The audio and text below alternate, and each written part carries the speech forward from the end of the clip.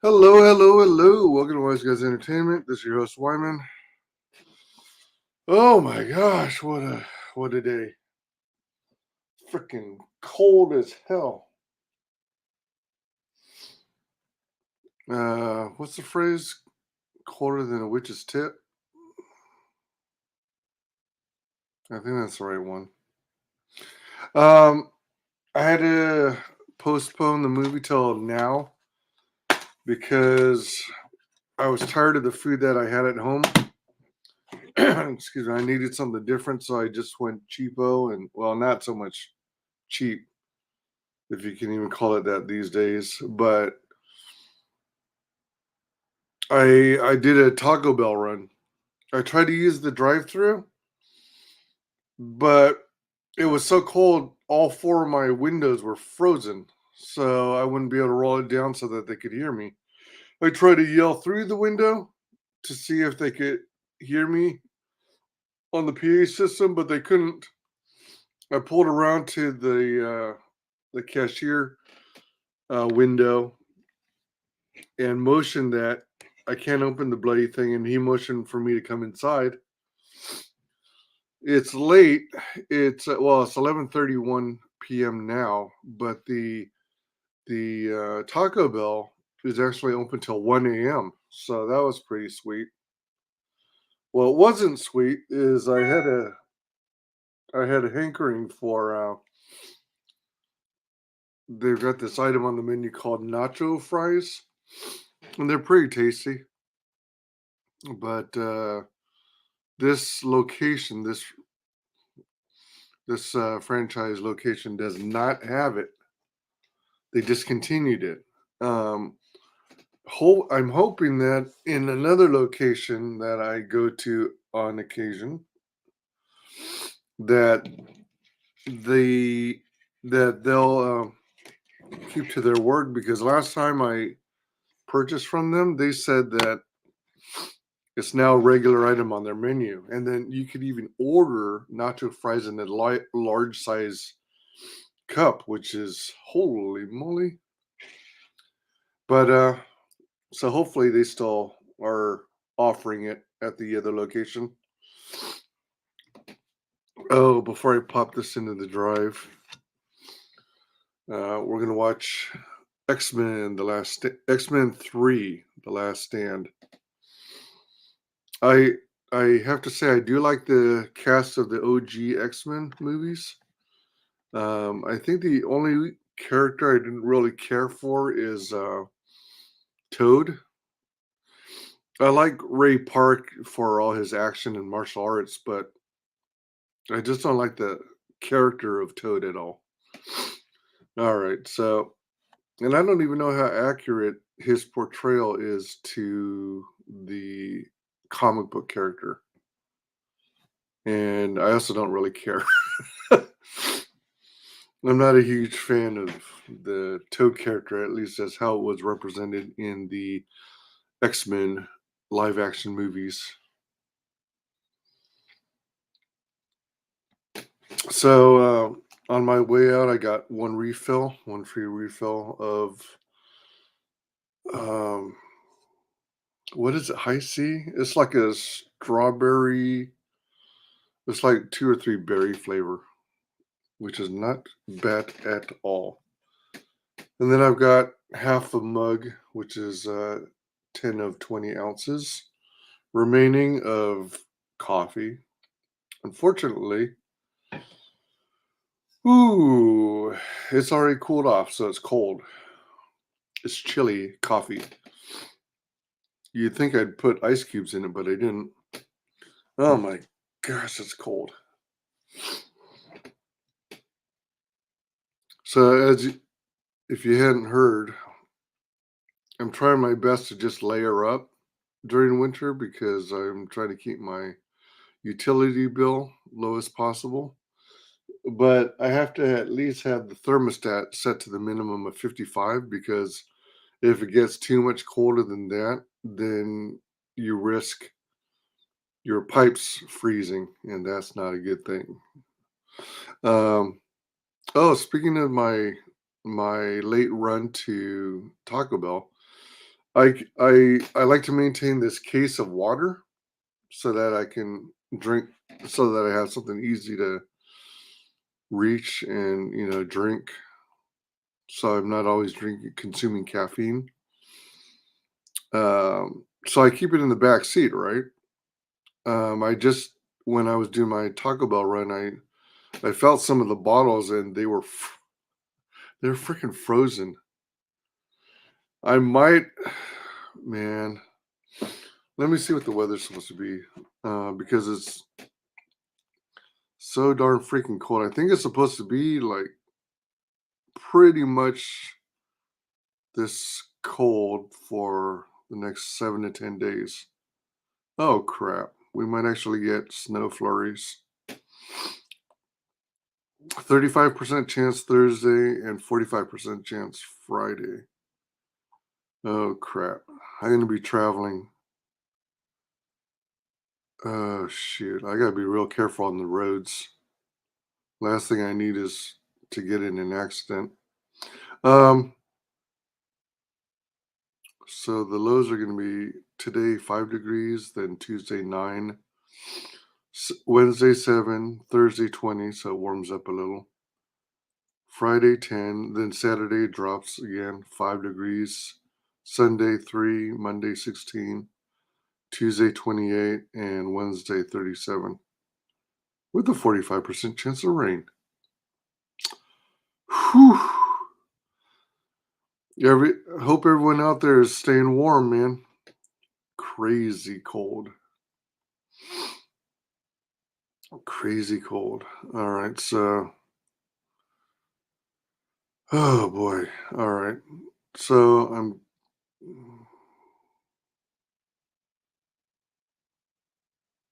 that's right. Mm. I was about to say I'll just go ahead and conveniently do my phone system update while we start the movie. But my battery is less than the minimum of 20% charge,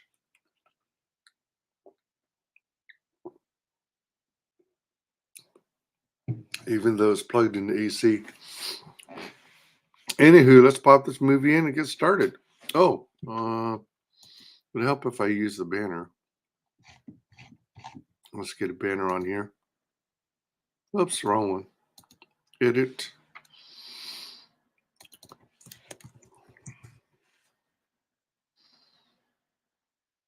So this is X3. Yeah, for those of you who joined us last night, saw X-Men First Class. That was actually pretty good.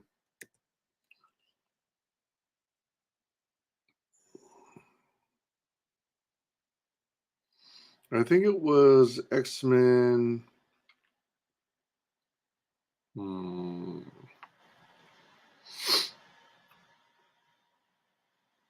Days of Future Past that I thought was just ho hum so so. All right, so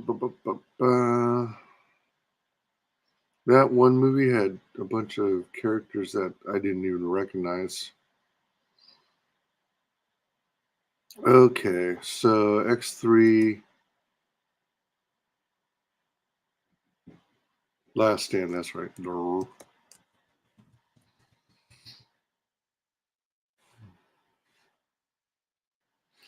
And then, so get your copy of X3 Last Stand if you have it available, be it digital or DVD or Blu-ray or 4K. I have I have a Blu-ray and it's widescreen edition. Given the choice, I go for widescreen because it is recorded as the director intended. So the problem with standard definition is that it cuts off the sides, so you miss some scenery and data and action on either end. So let's go ahead and pop this guy in here. Again, welcome to the channel. I usually do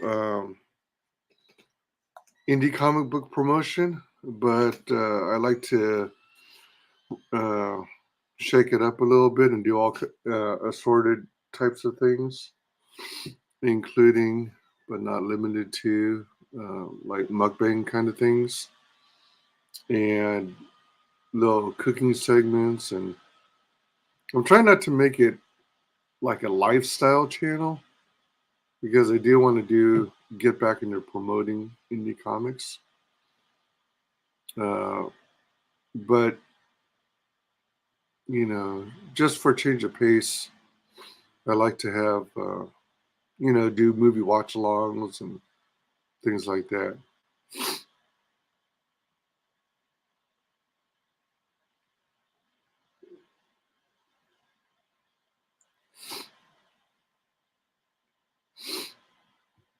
So there's an Ice Age little short with Scritch. Ice Age is pretty funny.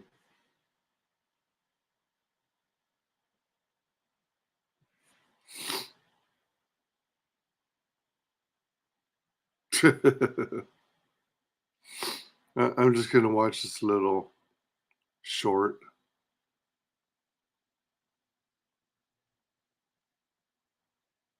Oh.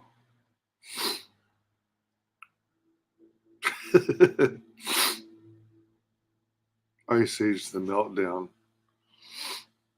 Oh, it wasn't so much a short, it was a commercial for Ice Age the Meltdown. The threat of nuclear war. What movie was this?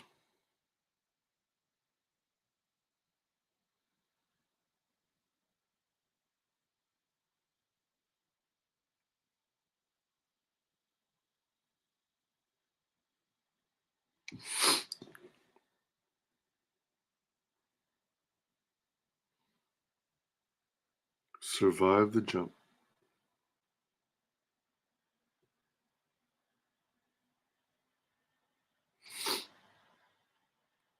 4 Navy SEALs behind enemy lines. In a world full of danger. Oh, behind enemy lines too. Axis of Evil. All right. So let's jump over to the menu.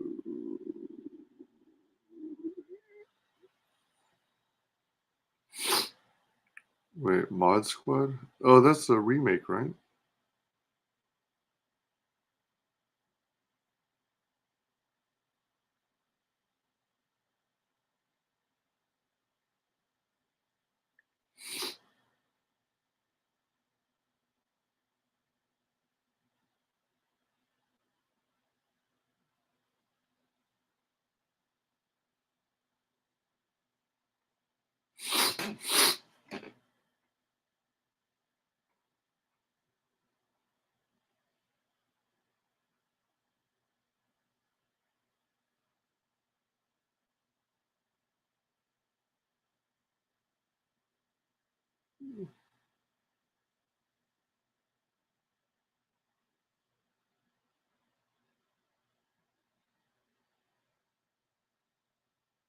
Oh, he's in it?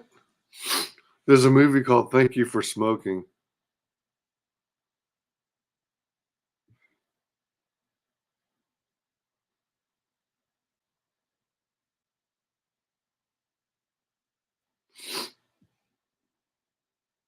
I don't know. Maybe one of these days I'll watch that. Controls. Uh-oh. All right. Oh, this looks like it's about to start the menu. I thought there was going to be more than 2 commercials. Take a stand. Join the Brotherhood or take a stand.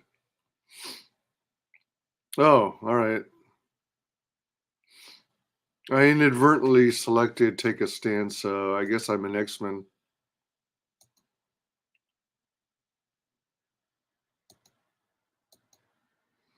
Dun, dun. Hey, Diller, what's up? Hey, hey, hey. Good to see you, man. Let me see. I am broadcasting to YouTube, Twitch, and X, aka Twitter. Twitter. Twitter. Connection is fairly good if you're on Wi-Fi. Connection is unstable. I'm on network. Gosh darn it. Connection is fairly good. Bouncing back and forth. Egads. All right, so I'm at the main menu. All right, a first glimpse of the first glimpse of the Simpsons movie. Night at the museum. All right, let's just play. I'm taking a stand. Oh, all right, it looks like it's time to. I can do the iOS update on my phone.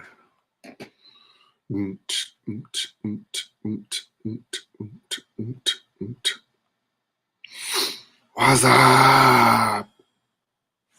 What's up?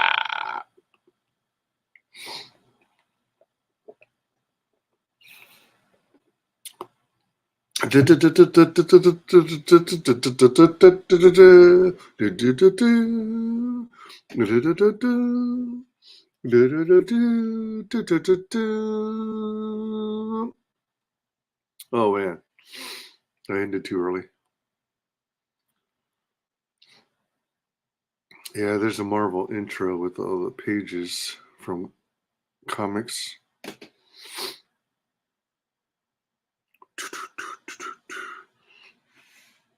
All right, so we're at 40. Let me pause it. We're at 45 seconds. Amadeus, Amadeus, Amadeus, Amadeus, Amadeus, Amadeus, Amadeus, Amadeus. So write me over Amadeus. Up. Up.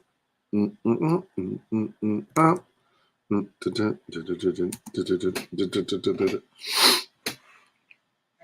I guess for now I'll leave the ceiling light on.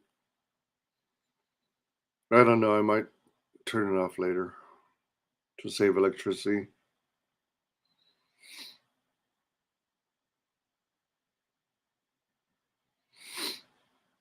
20 years ago.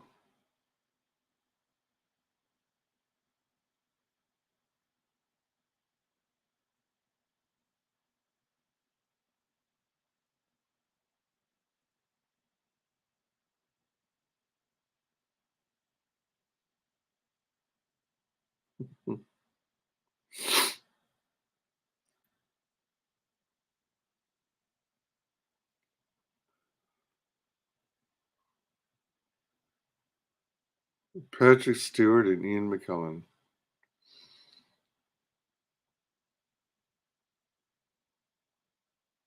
They're like the perfect match for Xavier and Magneto.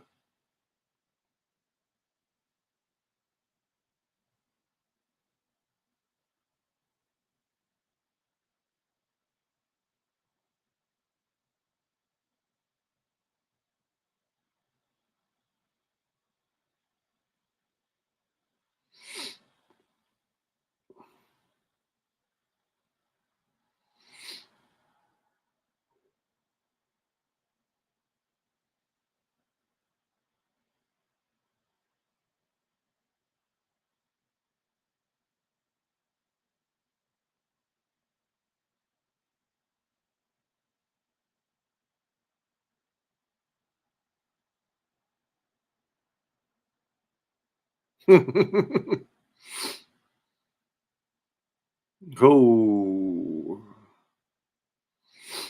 levitating all the cars in the neighborhood. Whoa, shit. That was Stanley.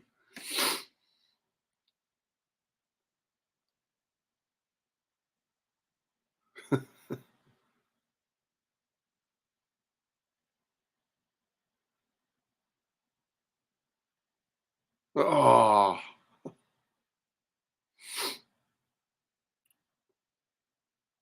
the scary one is levitate 10 years ago. 11 oh man, Angel sawing off his wings. That's nasty. Super cringe. But levitating cars is one thing, but levitating lawnmower, that's almost scarier.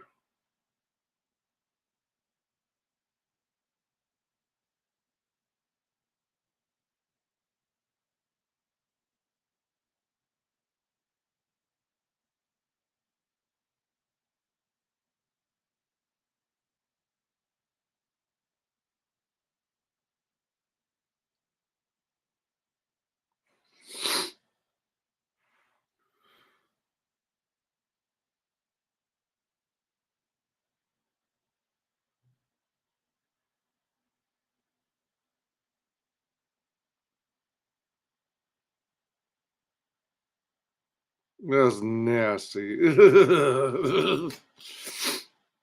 His wings sawed off. Well, it's got to be hard for a kid, any kid. It's bad enough all the stuff they have to deal with growing up.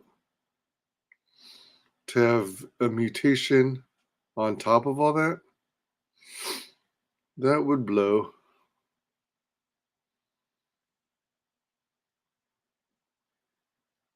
DNA. X-Men: The Last Stand.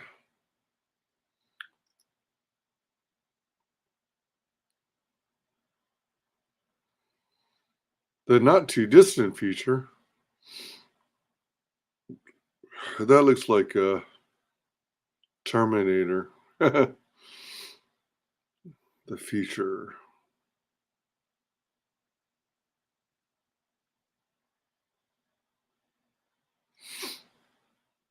You know, all the oh,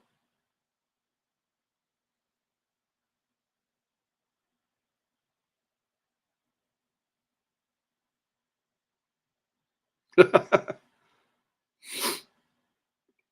whole world's going to hell, and you're just gonna sit there. Let's go.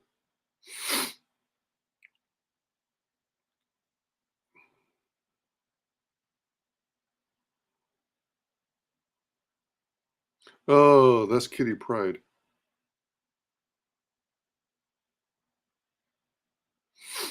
Come on, Rogue. Don't get jealous.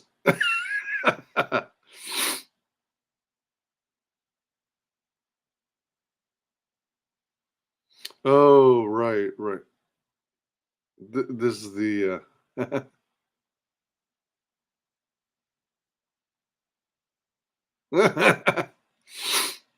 That was my last cigar. Sentinels.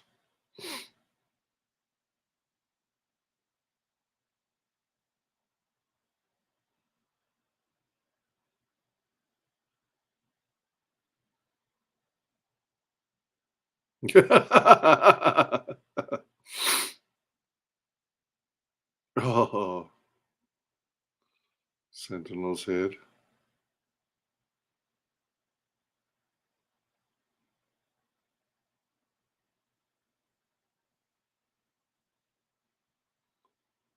The danger. The danger room.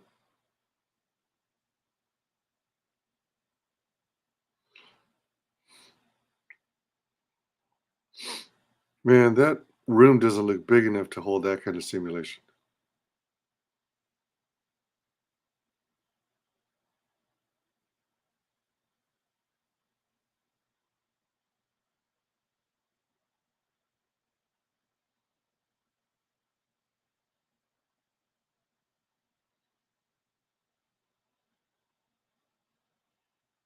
Mm.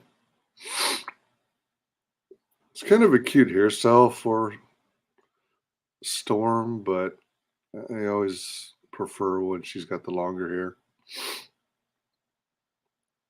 hair.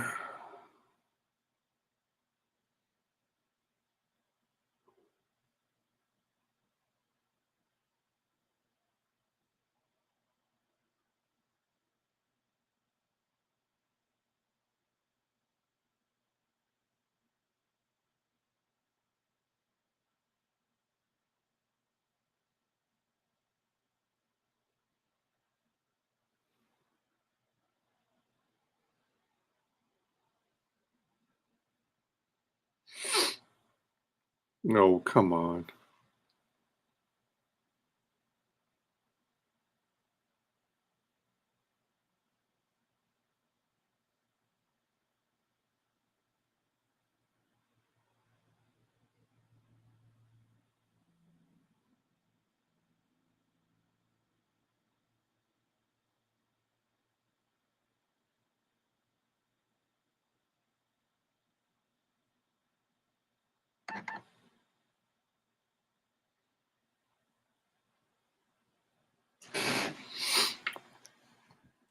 Department of Mutant Affairs, Scientific American. All right, we're at 929.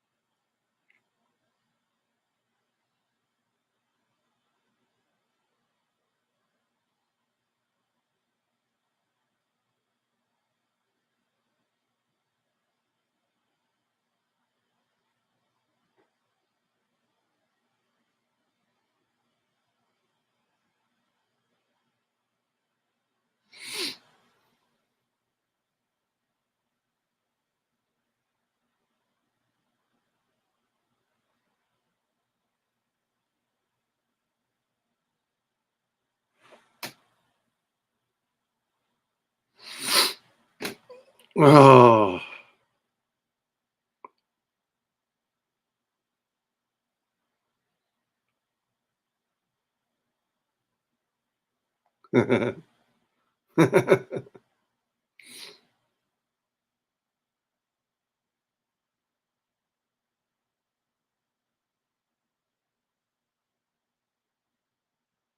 Hey, is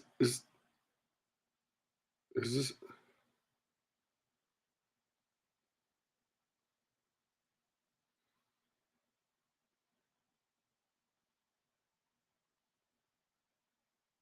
Jimmy, aka Leech?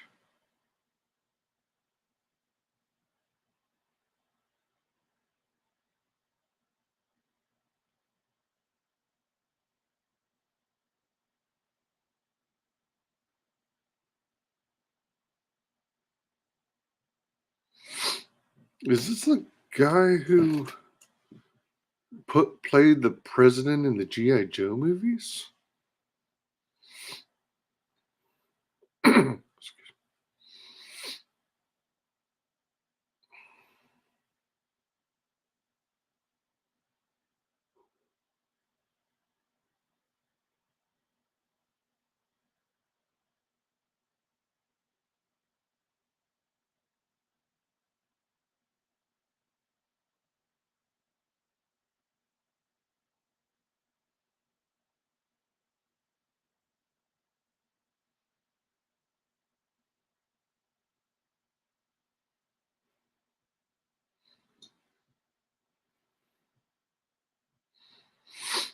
McTaggart.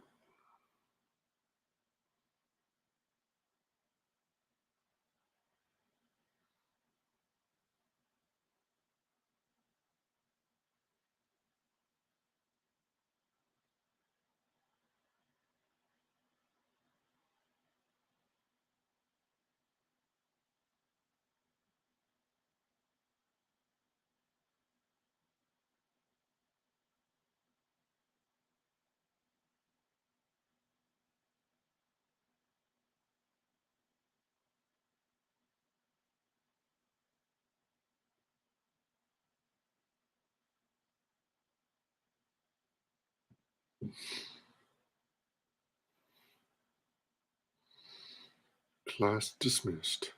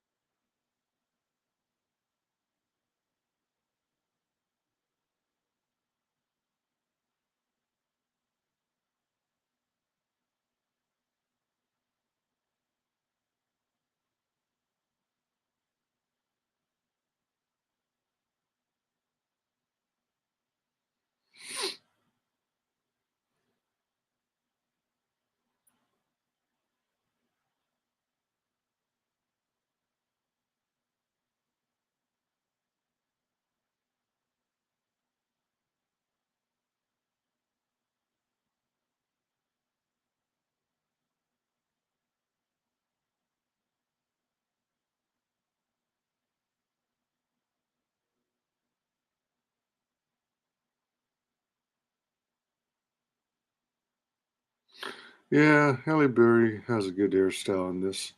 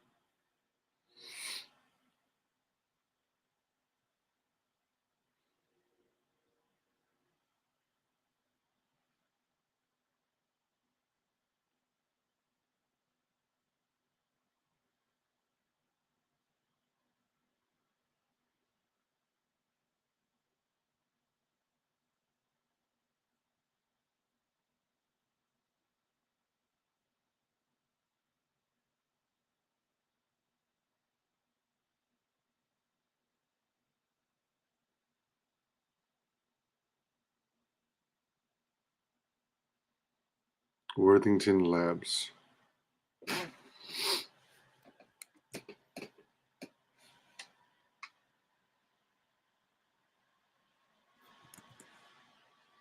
Let me pause this. 1644.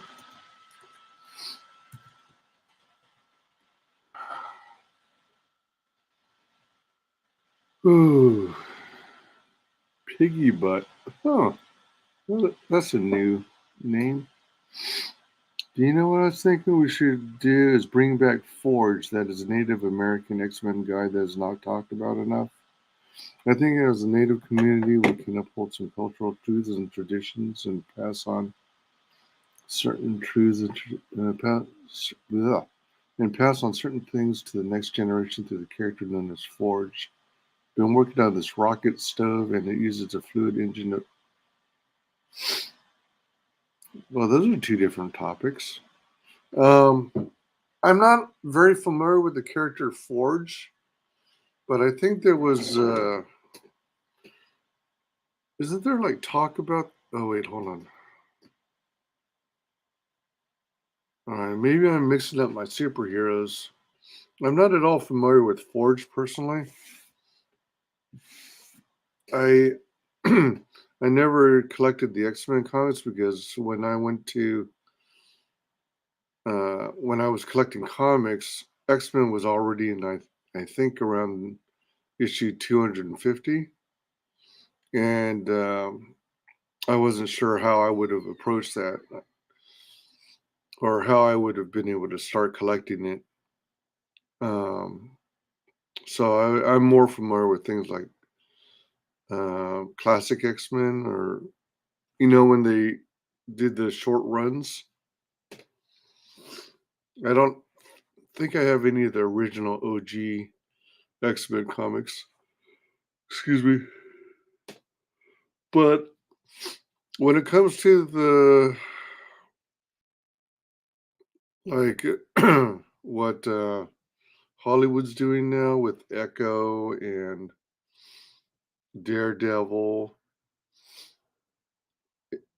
Isn't there a couple of Native American characters in that world that they're trying to bring bring into live action? I could be wrong, but I swear people are talking about Native American characters. In fact, I think Echo's supposed to be Native American, right? Uh, but I've also been hearing from the fandom that they're not really doing a very good job in adapting Echo to live action. It's like a totally different character from what's in the comics. And then you mentioned a rocket stove. Interesting. A rocket stove. Are you talking about something ultimately that you would use in place of your current gas or electric stove? Or something that you would take camping? Rocket stove uses a fluid engine to power electricity. Fluid engine. I know, like, when it comes to computers, personal computers and gaming machines, gaming PCs, fluidine engines. I'm not familiar with those, but I know fluid is quite often used as a coolant.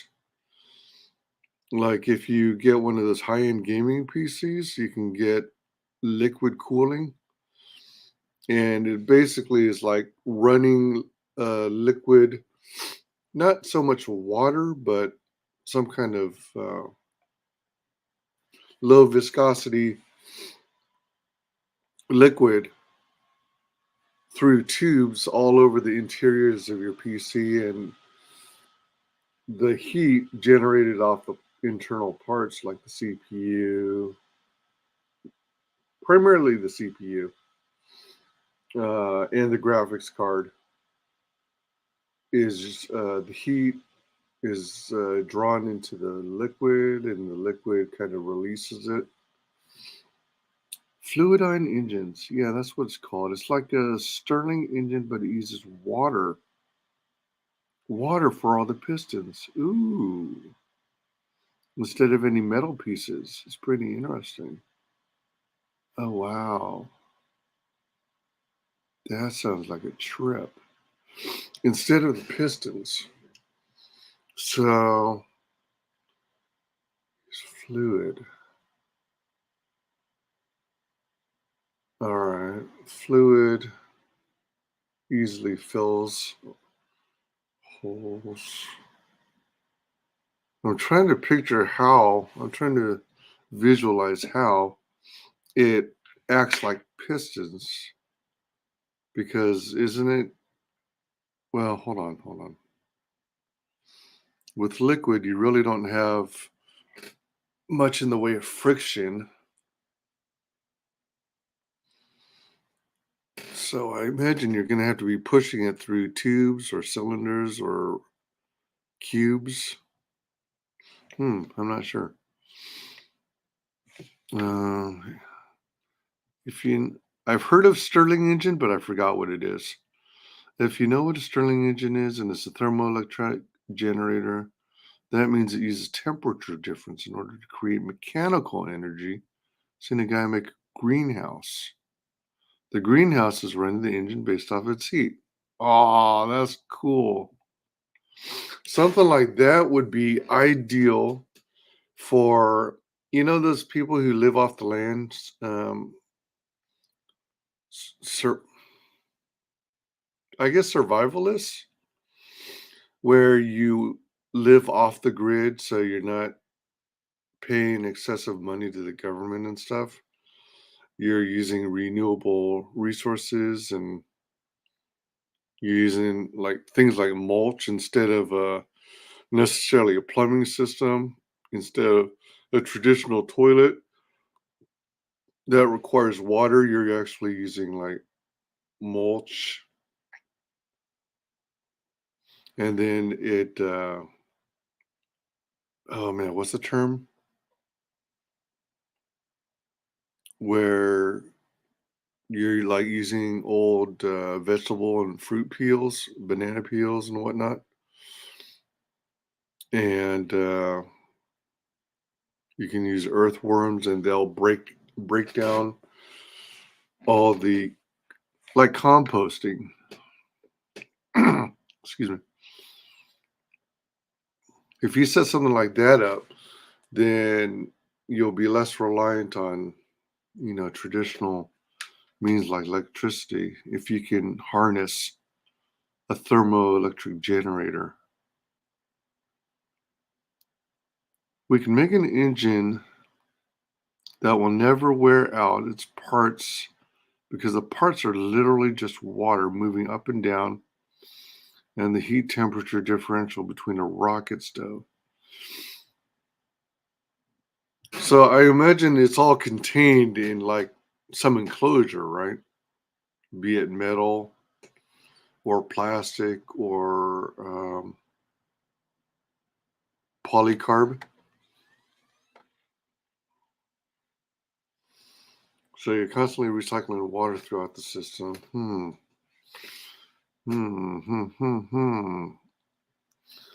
And then you have to, it's got to be able to manage the temperatures. Combined with a greenhouse, we can literally be producing water, electricity, and food, all using a rocket stove and greenhouse setup. That's the thing I've been working on recently. I'm in Texas, so I want to help the natives that are coming over the border. Natives coming over the border? Trying to find refugee, but first I need to make a sufficient way to support them when it comes to food, water, and electricity. I'm not sure. Okay, yeah. Yeah. Now, you said natives coming across. You're not referring to all those illegals coming from Mexico or through. Are you actually speaking of Native Americans coming across the border from Mexico? Because Texas borders Mexico. Yeah, make sure that as you come up with your designs, you trademark them. Protect your product.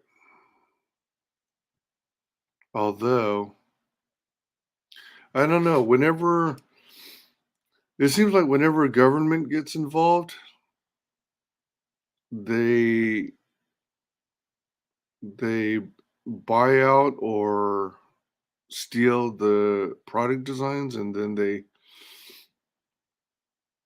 they sit on it and never use those newer technologies because they've already got the lion's share of the market in the methods, current resources, if you will. I'm making three different versions. One that is powered off of our own body heat,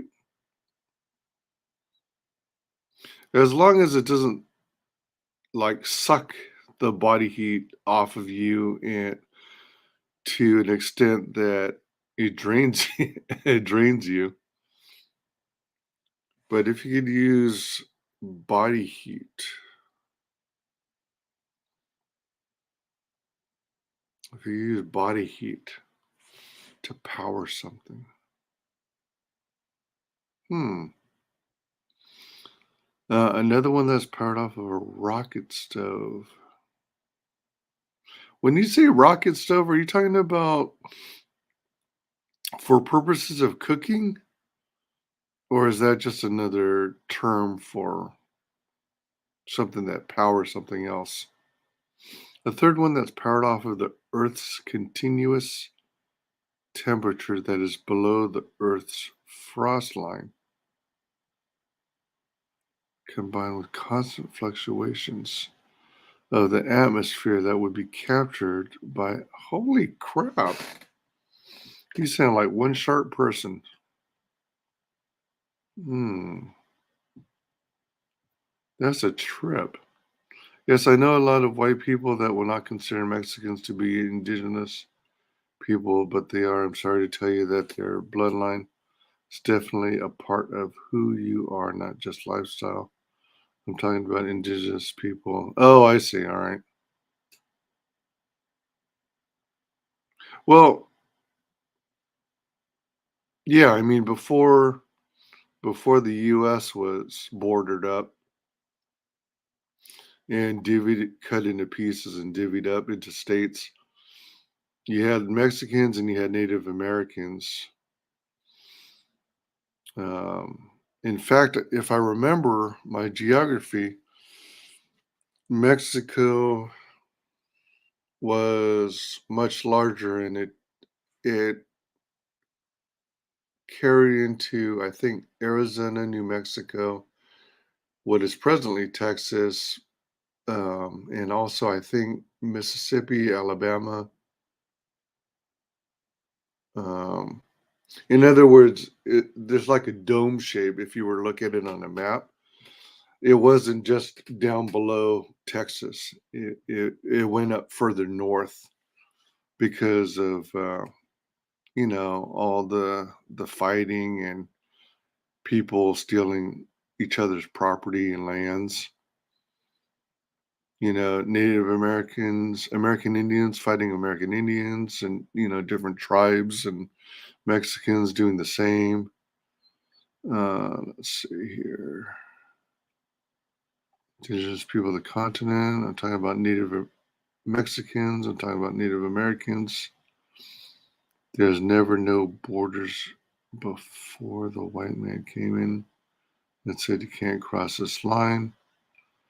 I wasn't planning on selling it to anybody. I was planning on using these products with my nonprofit in order to go help people like a native.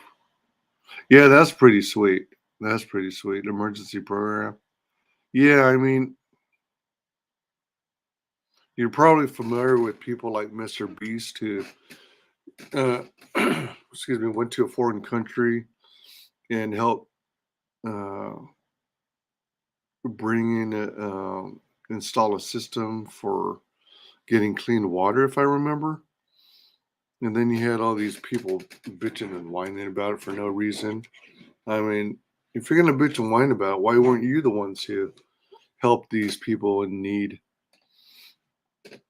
Yeah, America definitely needs uh, help for its citizens. Yeah, if you can fine tune and get these designs solid, that would be a huge advancement and help lots of people. Emergency program. I used to be a big supporter of Red Cross, but I keep hearing these stories where they're not as hot as I once thought they were. A rocket stove is a specific setup for a stove that is able to burn not only the wood, but the smoke that's produced by the wood.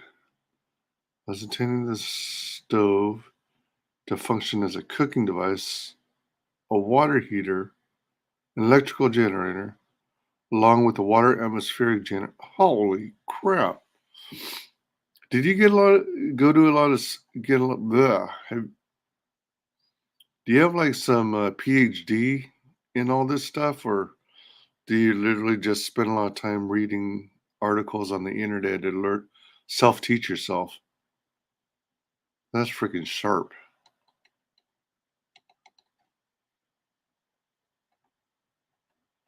That is bloody sharp. I don't know if you follow him, but there's a guy, an online buddy of mine called Memes of Destruction. He's frequently doing videos about mathematics and stuff. A lot of it goes over my head. I was kind of getting challenged at pre-calculus back in high school. Um, and he does a lot of stuff with calculations, and I think he does Wolfram Alpha stuff. All right, let's see. Wolf, from what I saw, was there was a lot of oppression when it came to community leaders trying to set up these systems for self-regulation, and it was not allowed. Jeez, you'd rather your people suffer? That was the actual issue. But when the YouTuber came and gave some money for whatever, that's when the government seemed to be fine with that. Yeah, because I'm thinking because the government didn't want to interrupt their money flow so that they could get paid. That was the actual issue. But when he came and gave some money for whatever, that's when the government seems to be fine with it, which gets community leaders mad because the people in the community themselves aren't able to help out outside. Community leaders get mad because the people in the community themselves aren't able to help, but outsiders are the ones who are perceived to be the same. Oh, right, right, right. Yeah, there is that. I don't know the proper term is stigma, or there is that. Yeah. I mean, if you just listen to others, they um, they can teach you so much if you just open your mind to other ideas. I mean, that's where you get ingenuity and creativity and inventiveness. Uh, I sense a child have been interested in understanding the way energy flows. And oh, you mean since you were a child, you've been interested in understanding the way energy flows? Don't have a degree. I just like to know that. That's sweet. Heck, that is absolutely awesome. That's very valid. In fact, as far as I'm concerned, I don't know, call me jaded, but unless you're wanting to have a career in a specialized field like medicine, uh, I personally think a lot of education, like higher education in particular, is useless. I mean, don't like if you want to get into the comics industry, if you want to create your own comic book, you don't even necessarily have to go to an art school. If you've got a talent or a strong passion for it, then check out the resource check out the internet. You've got so many darn resources. If you happen to follow Comicsgate, which is a movement I'm part of, there are so many darn resources. You just check out some of these creators who are good at their craft. They will make YouTube videos teaching you about drawing, teaching you about writing, teaching you about storytelling. And oh man, the stuff you can learn. Like one of the YouTubers that I follow, he actually made available on his channel. If you might have heard of it, How to Draw the Marvel Way. It's a book that a lot of comic book artists have grown up reading and drawing from. Well, there was a probably decades ago, um, a recorded video of that same training. So it was like a video version of that book, How to Draw the Marvel Way. Excuse me. And it's got some really helpful tips on, posing your characters, drawing your characters, breaking down the parts of the anatomy and 1, 2, and 3 point perspective.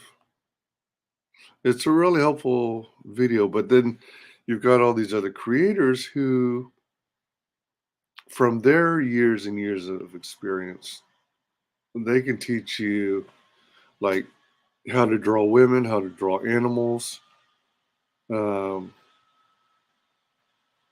more stuff on perspective. So I want to spend some time looking at a bunch of those videos too, because I'm quite rusty. I mean, I like to draw, but I'm quite rusty. True, I agree. I'm a visual and a poet myself, so yeah, I agree with you. I dig poetry. I mean, I'm not the type who could rattle off my favorite poets. Uh, oh, you know what? I was just thinking about he's not so much a poet to my recollection, but I think he's uh, a, sh- a teller of short stories. And the you ever hear of the book Everything I Ever Needed to Know About Life I Learned in Kindergarten? That is such a brilliant book. It's an easy read, but it's so thoughtful, and it's like, they're just little nuggets of wisdom to think about and, you know, ponder, contemplate. It's pretty sweet. And in college, I took a poetry class, and I really enjoyed that. It's an interesting process, poetry. Um, and I have read some poetry books, but I don't know poetry enough to be able to recite anything to you. There's this other thing, but I don't think it's technically a poem. I think um, it's not a stanza. Oh shoot, what is it? It's not a riddle. It's not a diddly. It, what is the term? Well, anyway, um, and I only remember part of it. It says, oh, actually, a very small part of it, technically. It's like, I stand before you to stand behind you to tell you something I know nothing about. So I've always gotten a kick out of that. Um, I probably only remember like 1/10 of it because it is longer than that. Let's see. I mean, it is good to go to just so you could mingle with like-minded people, but it's not needed. Yeah, I mean, there are so many other ways you could meet up with people and share ideas. You could literally stay home and communicate with people online through chat, through streaming, through so many other resources. And you could also do, for anyone out there who uh, goes out on dates and stuff, sometimes uh, so-called dating experts suggest you go to these events where it's about a specific activity, specific topic, and those people who share an interest in that topic all get together. Uh, the extreme of that version is like if you go to, if you like go on a cruise all about that one topic, and then maybe you'll happen upon someone you really vibe with who shares that same interest, and From there you guys decide whether you might want to try going for a date. But they've got groups you can join where like country western dancing, um, groups where people who are into just various types of dancing, like salsa. You've got groups who are into knitting, just about anything under the sun, really.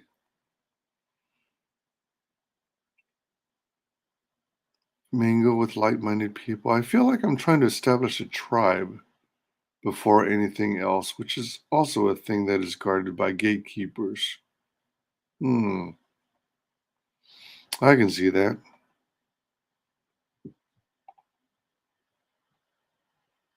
I can definitely say I relate to Marvel and DC. I want to share a dream with you that I had recently, if you don't mind listening. Yeah, yeah, yeah, yeah. Go for it. Yeah, I don't have a favorite pose, but I definitely have favorite poems that I've written myself.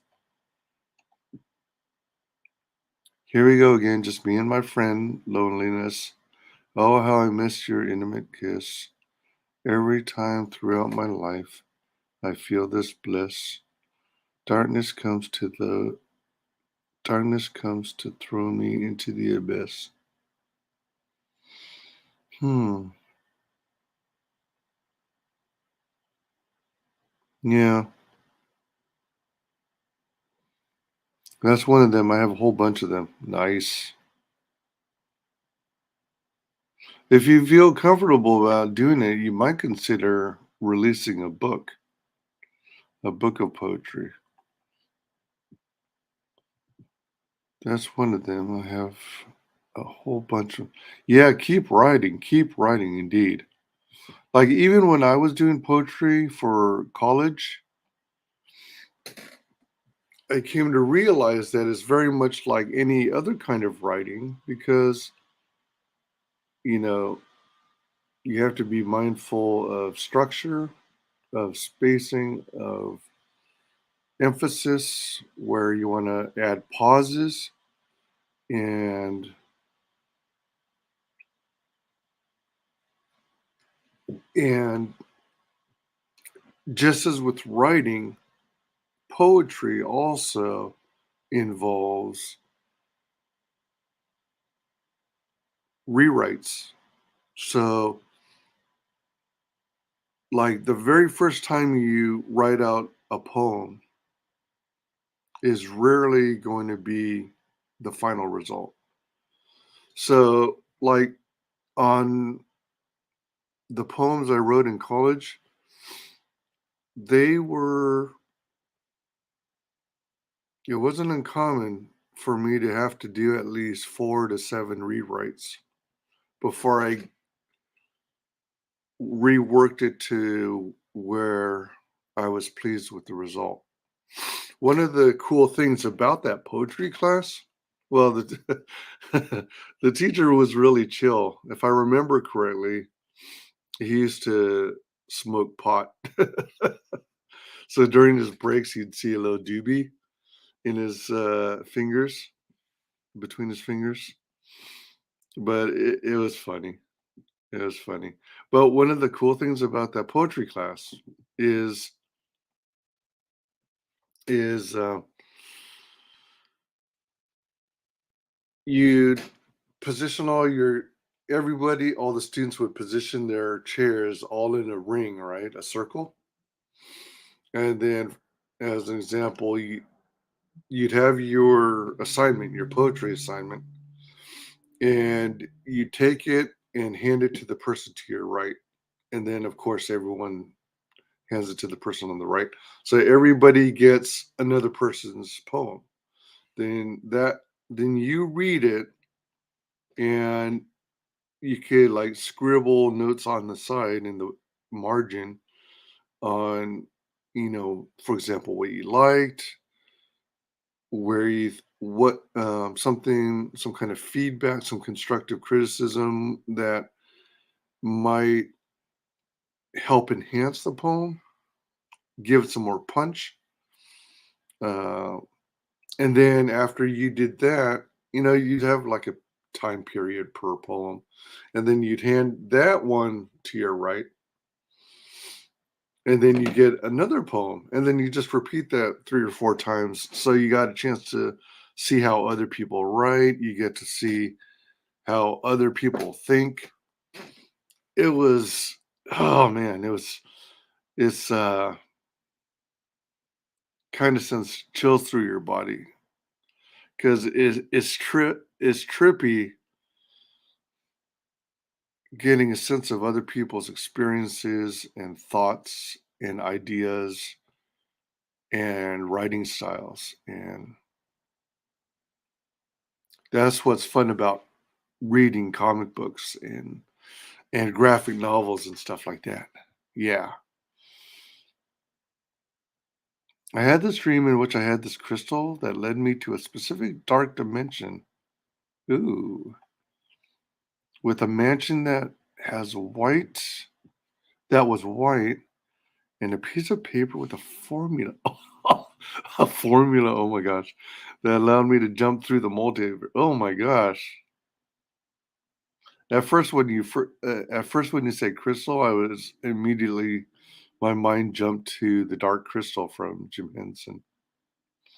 After I woke from this dream, I became of this phenomenon that people call oh yeah, the Mandela effect. Yeah, became became aware of the fact that I was in completely different Is that right? Huh.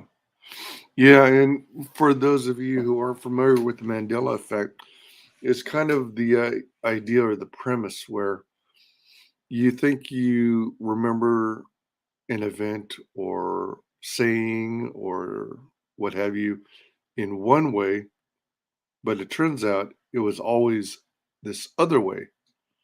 Yet you swear up and down that it was this way.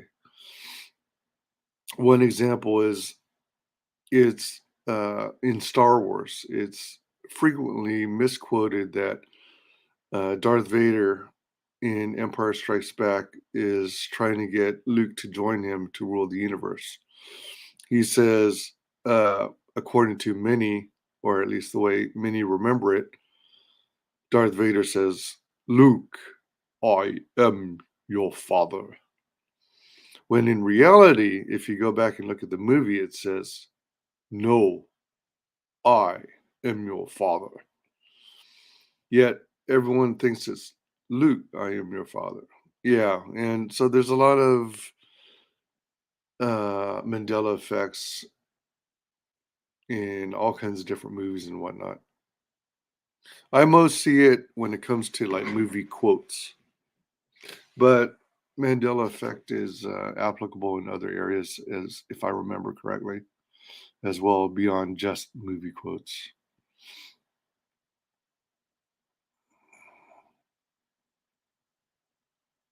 All right, let's see. Mandela effect and became aware of the fact that I was in a completely different reality. I was having a conversation with somebody regarding this experience, and they started asking if I was referring to the seven magical lands equation. Okay, yeah. Seven magical lands equation. I don't know about an equation, but I think there's a concept in storytelling about seven realms. Ah, man.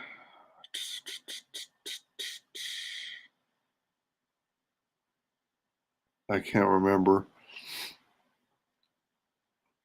I think the whole Guardians of the Galaxy property is supposed to be based on seven realms. Um, let's see. Yeah, I'm more of a lone wolf, so it's hard for me to be part of a group or even be in a relationship with a person who needs to be a part of the pack. Yeah. Yeah, some people are loners. I mean, nothing wrong with it. I have moments where I'm okay in my own skin. I'm okay being solo, but I like the company of others. I find things more fun when I'm doing it with others. Yeah, that's pretty cool. It's pretty cool. Um, Speaking of poems, I should get back into it and write more because I would like to. I always thought it would be fun to release a little book. It doesn't have to be huge, but it would be nice to have a sizable amount of poems so people don't go, "Is that it? Is that it? Come on, come on, man, come on." Speaking of uh, poetry, there was this man. I'm really off the rails. Here I am doing a watch along to X Men, and then we get on the topic of renewable energies and manufacturing and designing machines to poetry. Anyway, so poetry is so when I was younger, I had this dream, and I eventually turned it into a poem for my poetry class in college. But I dreamt it must have been around Halloween time, I think. I dreamt that there was this local Halloween shop, right? And in the front glass, there was a elaborate display of all these full size adult wraparound Halloween masks. So of course you had a series of like Star Wars masks. You had the Universal monsters like werewolf, uh, uh, creature from the Black Lagoon. You had vampires, and then of course you had a smattering of like clowns and stuff like that, and skulls and giant eyeball. Anyway, it was like a Halloween costume shop sort of thing, but it was closed for the night, and I was uh, I guess it was dusk, and I was just as a kid walking past this Halloween shop, which was closed. And again, this is just based off of a dream. This is a dream I'm recounting. And as I walk past, I have the hairs on the back of my neck are standing up because something doesn't feel right. I keep walking, my eyes are more or less focused straight ahead where I'm walking, but excuse me, I'm occasionally glancing at the storefront because I think Halloween masks are pretty cool.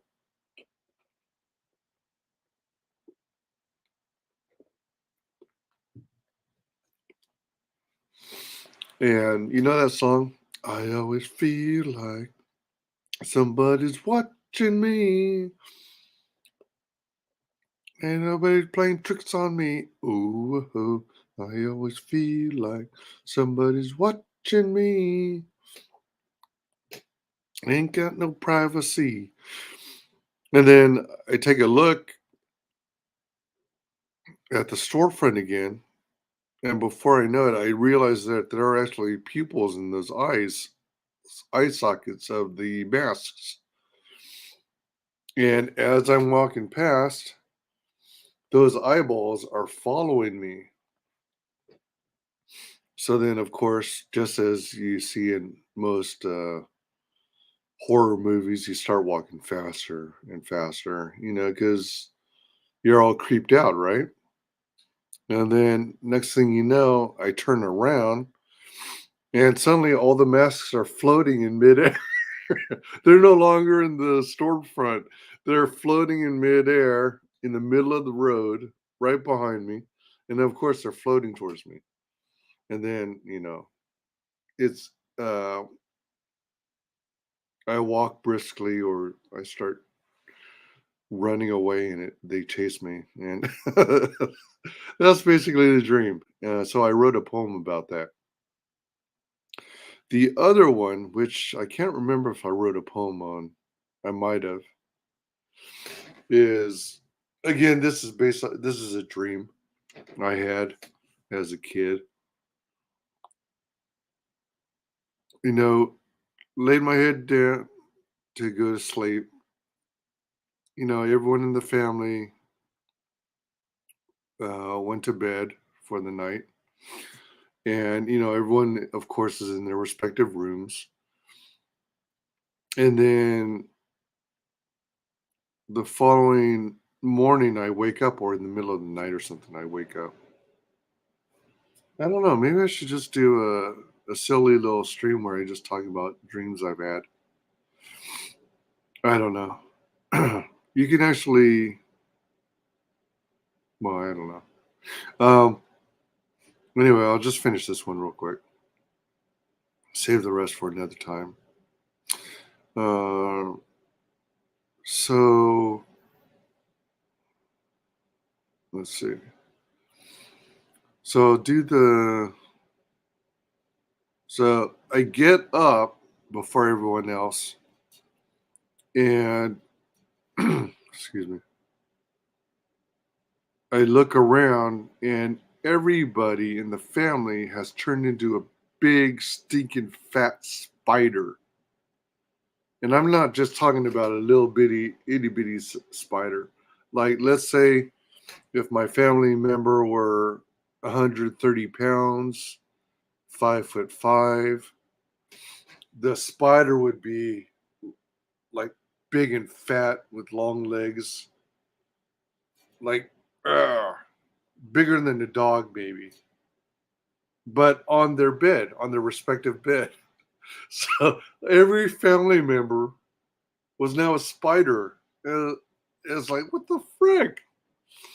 Anyway, I think the dream ended around then, just at the very absurdity of all my family members turning into spiders. I mean, they didn't do anything, just sit there, as I recall.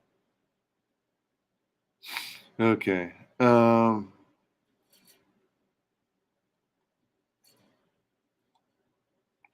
Okay. As a direct experience of the Mandela effect, I would say it's not even named the Mandela effect. It is the Mandela, which has to do with the deep truths of the creation of reality. And also, I have experienced things that I know for a fact are not me misremembering things in the world. I come from dire wolves who are alive, and there's now a living fossil. Another fact that are not me misremembering things in the world I come from. Dire wolves were alive, and there's now a living fossil. Huh? A living fossil. Oh. Now you can Google right now living fossil, and it will show you this animal that never was alive in my lifetime.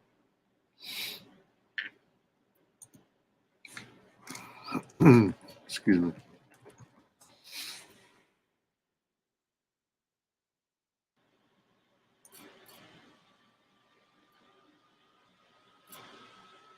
Talk about a segue. I mean, a tangent. Don't worry, I still intend on finishing this movie, but this stuff is interesting to me, so we're gonna take a moment to look at some stuff. So, okay, class, we're going to take a look at some living fossils. Uh, Living fossil, the story of the coelacanth, the grand experiment, most astounding living fossils. There's a horseshoe crab. I guess this guy, the coelacanth, the living fossil. I think I know shoehorse crabs exist, and these guys here in the first two images, I think they do exist deep sea, deep sea. If I remember, I might have seen them at the aquariums too. It's like they got all these tentacles in their mouth. Horseshoe crabs are pretty trippy looking. I like them. They're cool. Looks like some of these. All right, so these appear to be true fossils, and I guess that's a representation of what might, what one might have looked like. It a living fossil that lives over 100 years. What the hell is this? Oldest living fossils, or what? They call that a living fossil? It looks like a warped frog or something.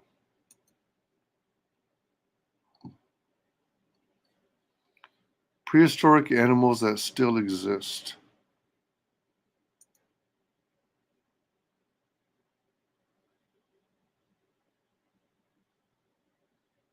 Hmm. Top 12 examples of living fossils.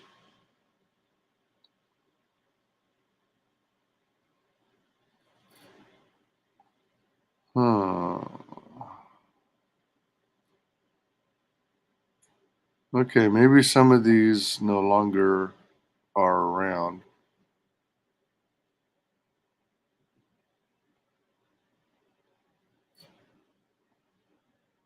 Hmm. Okay, well, that's good enough for now. All right.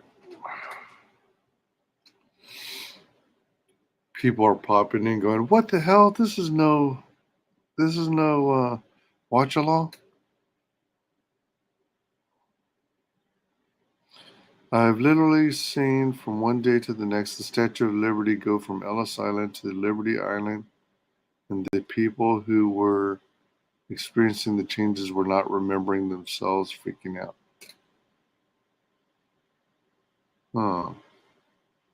Yeah, I already looked it up. The seven magical lands equation is a thing, and it has to do with the dream weavers and then giving the equation to specific inventors. Me too.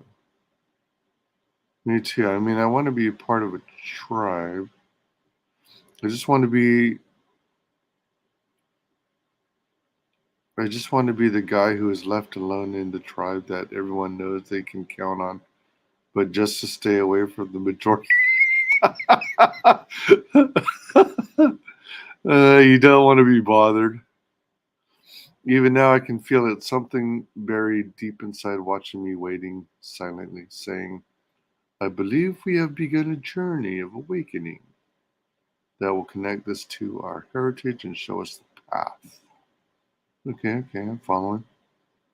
I love dreams. Yeah, Halloween in general is a fun holiday. Ha ha ha ha ha. Oh shit. that's that's not good. I once had the scary dream that a dryer, oh man, was chasing me. I think it was trying to eat me. I was terrified. Oh man, not a dryer.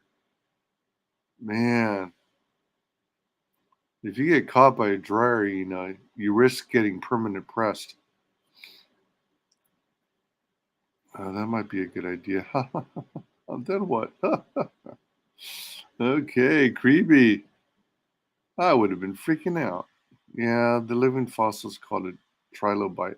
Well, yeah, yeah, trilobite. Yeah, that's the technical term, right? Let's see. You say you want to be starting something. You got to be starting something. Say one be starting something. You got to be starting something. Can't get over. To look to get under. You're stuck in the middle. The pain is undone. Oh well, yeah. There is this. This is different from a horseshoe crab, though.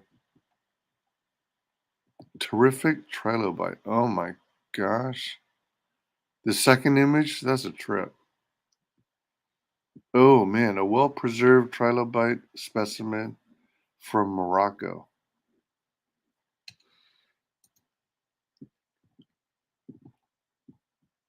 Excuse me. I think the design of a man, this looks like a cockroach, man.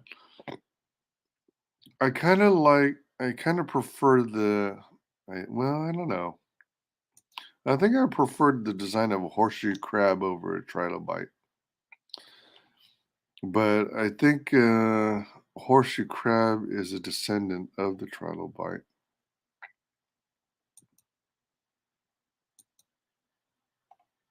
What on earth is going on here? Does that have like a spear tongue or something? Holy crap. Oh man. Real monstrosities. Trilobite beetle. Huh. Interesting. Oh man, it looks like a piece of poop. Here's the one that looks like it's got a long mustache to twirl.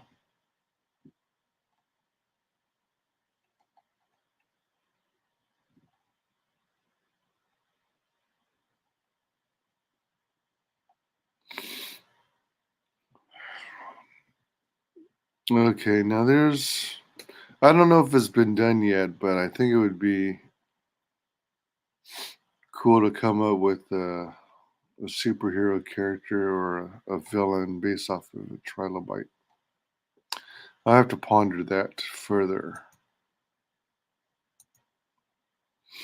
Okay. Yeah, it's known in this world as a horseshoe crab. Well, yeah, definitely. It exists in this timeline. That's what I'm saying. There's alternate timelines. There's different dimensions and realities with different species that went extinct and other species did not in the timeline I came from. The horseshoe crab or trilobite was extinct, and the direwolf was not in this reality and is no direwolf. But, all right, here's a question. What is a direwolf again? Is it literally a wolf? A wolf?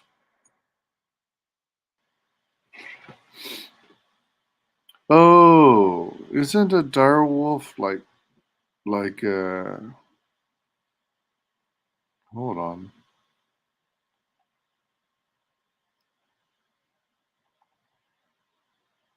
Is a direwolf a wolf from back in ancient times? Oh yeah. Like how big this guy is. So 3.5 feet tall height and 7 feet long compared to a current wolf or a gray wolf, 2.5 feet, 6 feet long. And then a husky dog is the smallest in this image. What is a dire wolf?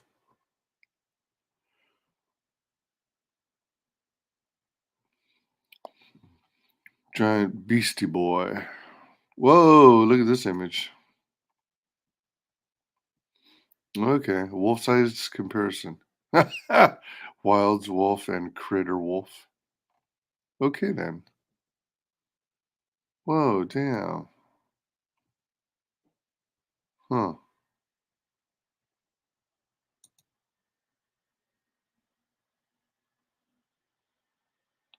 Wolf species size compare. All right. Got my fill of that.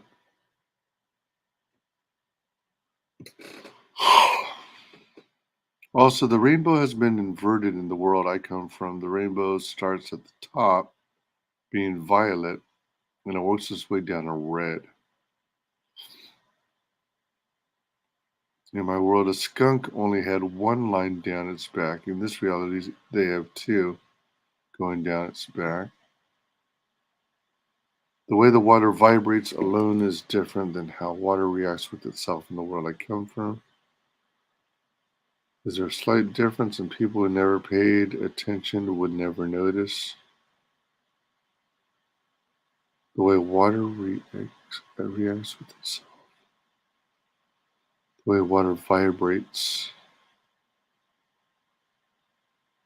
Hmm. And 100% that trilobites are a thing that exists in reality and are still alive.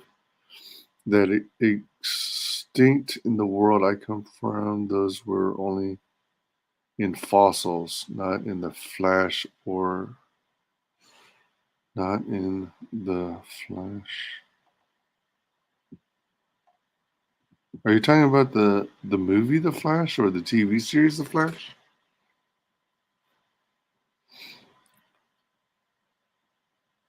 From my understanding, horseshoe crabs are direct descendants of the trilobite. That would make sense, I'd say.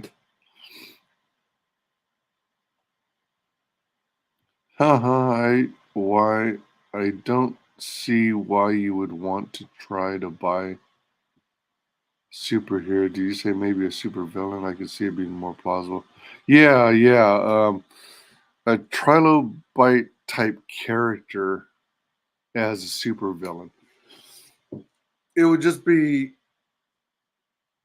um,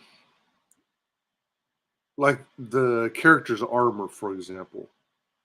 It wouldn't necessarily have to be a trilobite just crawling around the ground, but it would be like a humanoid, is what I'm saying, with armor that resembles that of a trilobite, is where I was going with it.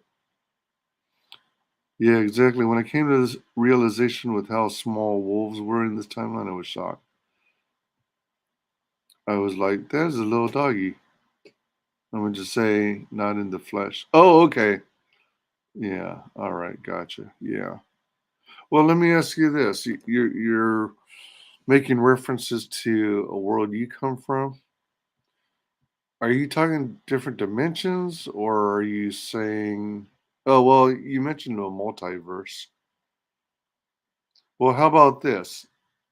How about instead of a multiverse, what if do you believe in reincarnation? Where you live your life the best of your ability, and based on how well you lived it, you come back into the world after you pass as something else, either something or someone else. So you could be an animal, you could be another human, but as I understand reincarnation, you live as many lives as you need to until you are successful in living a fruitful, rewarding life or something like that. Yes, there's definitely this aspect of a quantum immortality that is going on here, which aligns with this jumping of timelines and universes. All right, there's another question. Jumping. Uh, are you talking about something like that TV series Quantum Leap, where you jump into other people's bodies, or are you saying that you have the ability and control and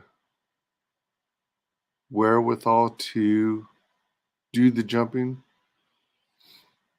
or does it happen without your acting on it? Is it one of those things where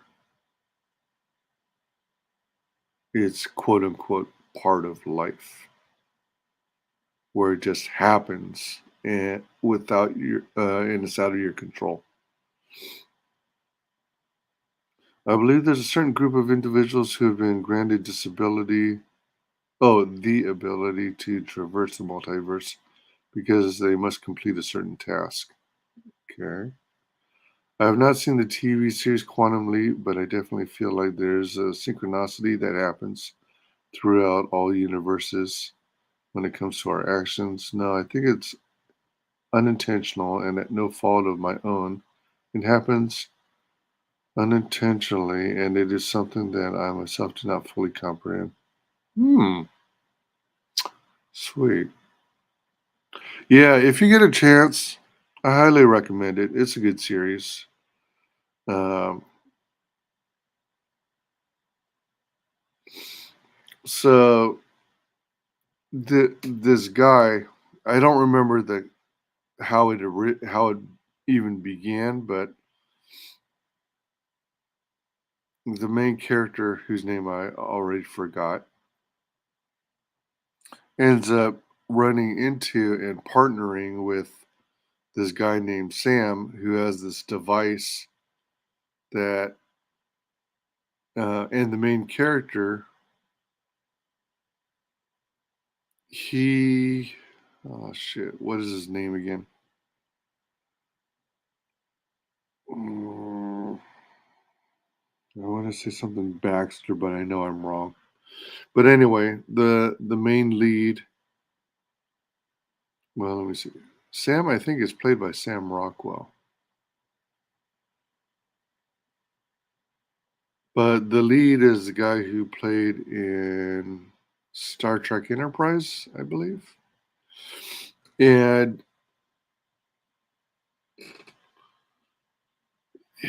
somehow he. All right, well, let me see. Sam is like a time traveler, and I think he's trying to fix uh, a broken multiverse, and he needs the lead guy's help. I am explaining this so poorly. So anyway, so they partner up, and the lead character, his soul and memories and kind of transfer into a specific human being in time.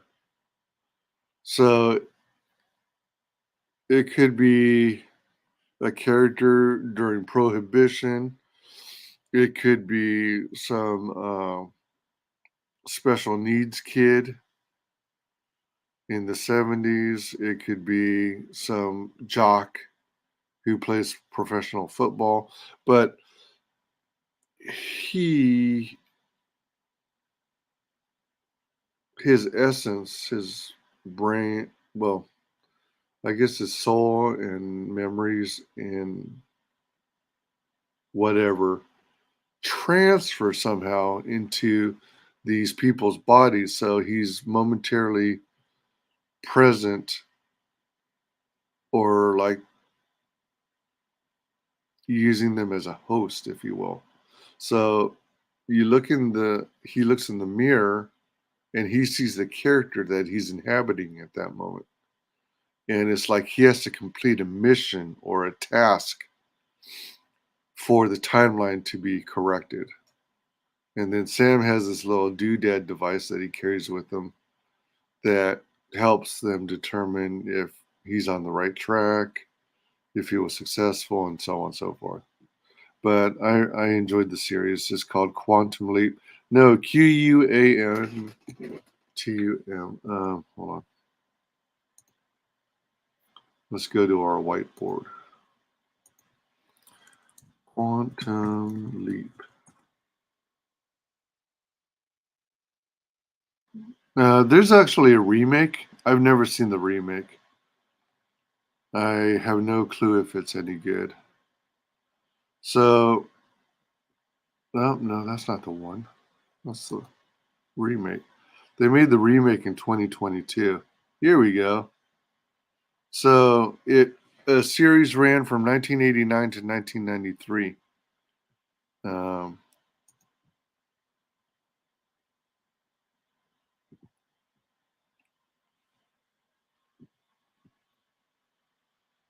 I really want to play the trailer, but I don't want to get hit with the copyright strike from IMDb.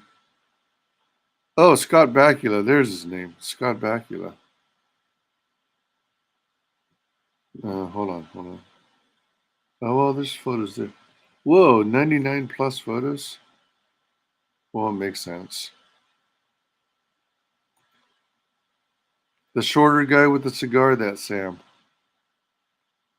Dean Stockwell, that's his name. Oh, come on. I don't want any sponsored garbage. Oh, come on.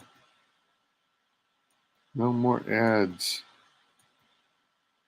Well, anyway, he inhabits these different people's bodies from all these different times in history. See, he's a Letterman sports guy.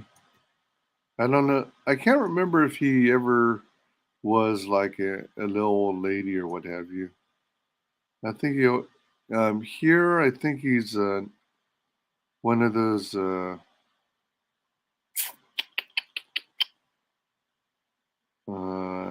trapeze artists in the circus, and then I guess here he's a father. Here he's in the theater or something. Well, you get the idea.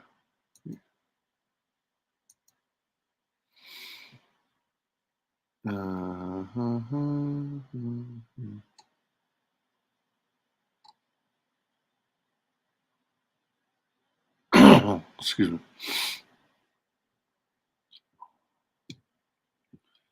Quantumly. I feel like I'm a good judge of age, and I think I can guess how old you are. And because I am 32, and I'm just good at guessing ages, I would say you're around 52. Oh, that's pretty darn good. I'm 51. You're off by 1 year. Pretty damn good, though. Yes, they definitely have been working on technology to emulate or simulate natural phenomena that happen within individuals. And this is one of them, the traversing of multiverses. This is a thing, a part of the war that has been going on between the night and the right and the wrong, natural versus the unnatural. I'm actually in the process of archiving every episode and form of media that I feel is influential in my life, and I would definitely add this to it. Cool, okay. I appreciate you showing me this, and I feel like this was meant to be for sure. I never heard of this, but I definitely have had this idea shared with me through different forms of media when it comes to the idea of living different lives through different people. Yeah, that was a fun series. I enjoyed it. I don't know if I've seen every single episode, but I did watch it often. I watched it regularly when it was on TV. I haven't watched TV in 8 to 10 years at least.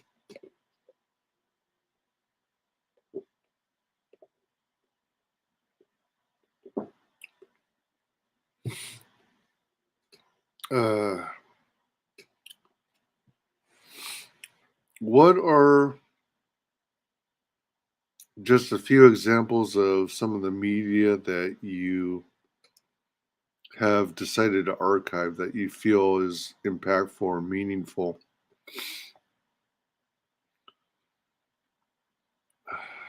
Yeah, I guess technically let's see. Yeah, I guess technically speaking, since all forms of media are on the internet now, I also haven't really watched too much TV. But I definitely have been watching old school shows that were, oh man.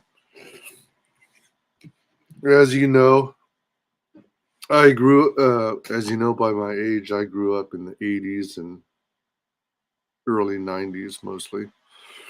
And that's where, in my humble opinion, that's where the majority of some of the best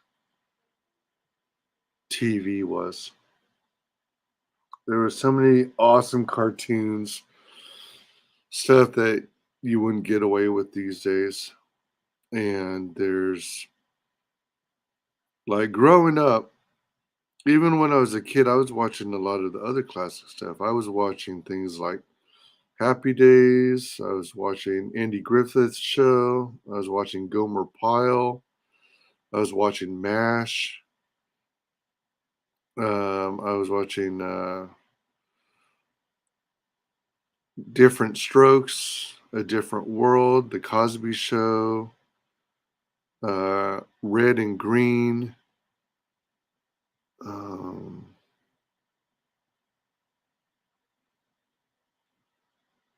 oh man, Highway to Heaven. Oh my gosh, that's a good one. Highway to Heaven's with Michael Landon. He had a good heart. Highway to Heaven. I watched the 18. Oh, that's more like 80s stuff. I'm trying to think of the really old stuff. Uh, I Love Lucy, Abbott and Costello, Charlie Chaplin.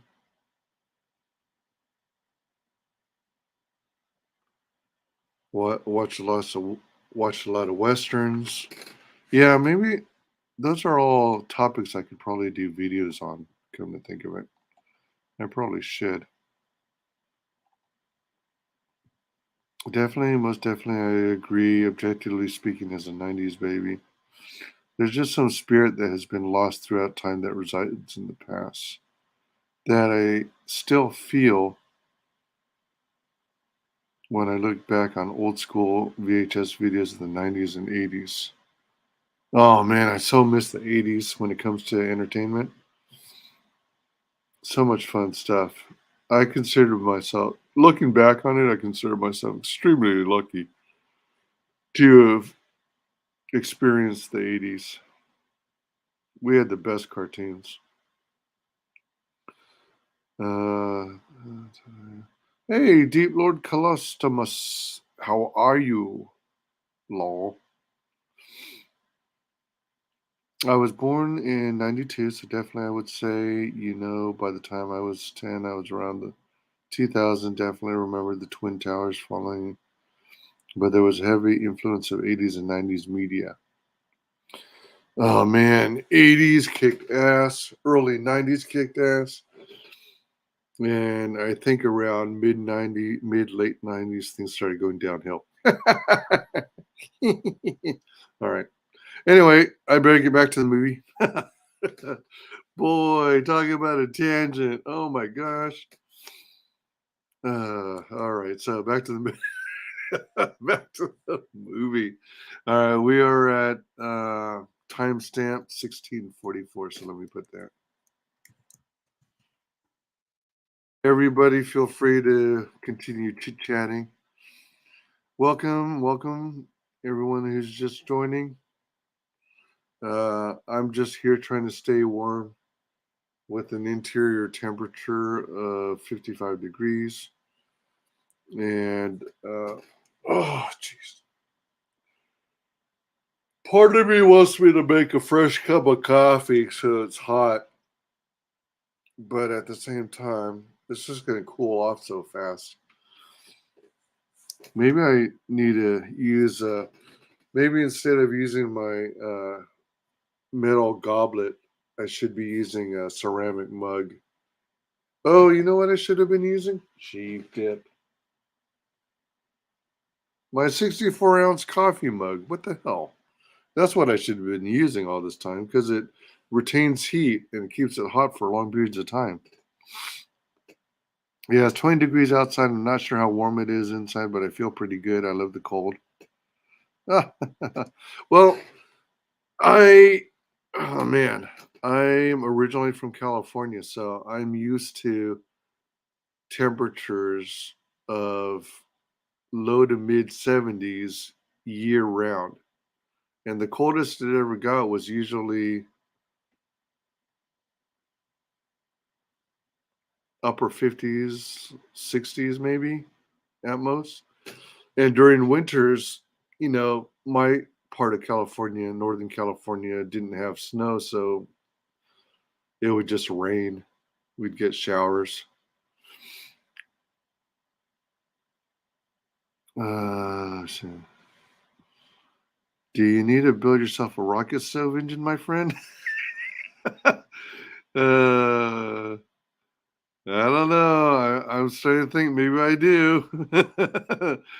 44 in NorCal, yeah. Um, Indoors, since I'm trying to save on my utility bill and not spend more and more money, I'm not using, I'm basically not using my central heating except for if it drops below 55 degrees. That's why I say interior temperature of 55 degrees. If I if I have it set so that if the temperature gets colder than 55, then the heater will kick on for momentarily for a few minutes just to keep it above 55. Because if it gets too cold, then you risk your pipes in your plumbing uh, to freeze. And if your pipes burst, then you're in a whole mess of trouble. And I don't own this establishment I'm living in. I was looking at the weather app. All right, so supposedly outside it's 11 degrees. It's 11 degrees. Oh man, the highs are going to be 17 degrees. Whoo, that's hot. No, just kidding. Um,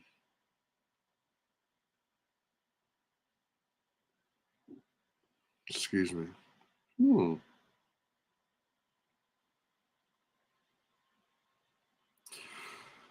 Good golly, yeah. So at least I'm not outdoors because 11 degrees. Jeez.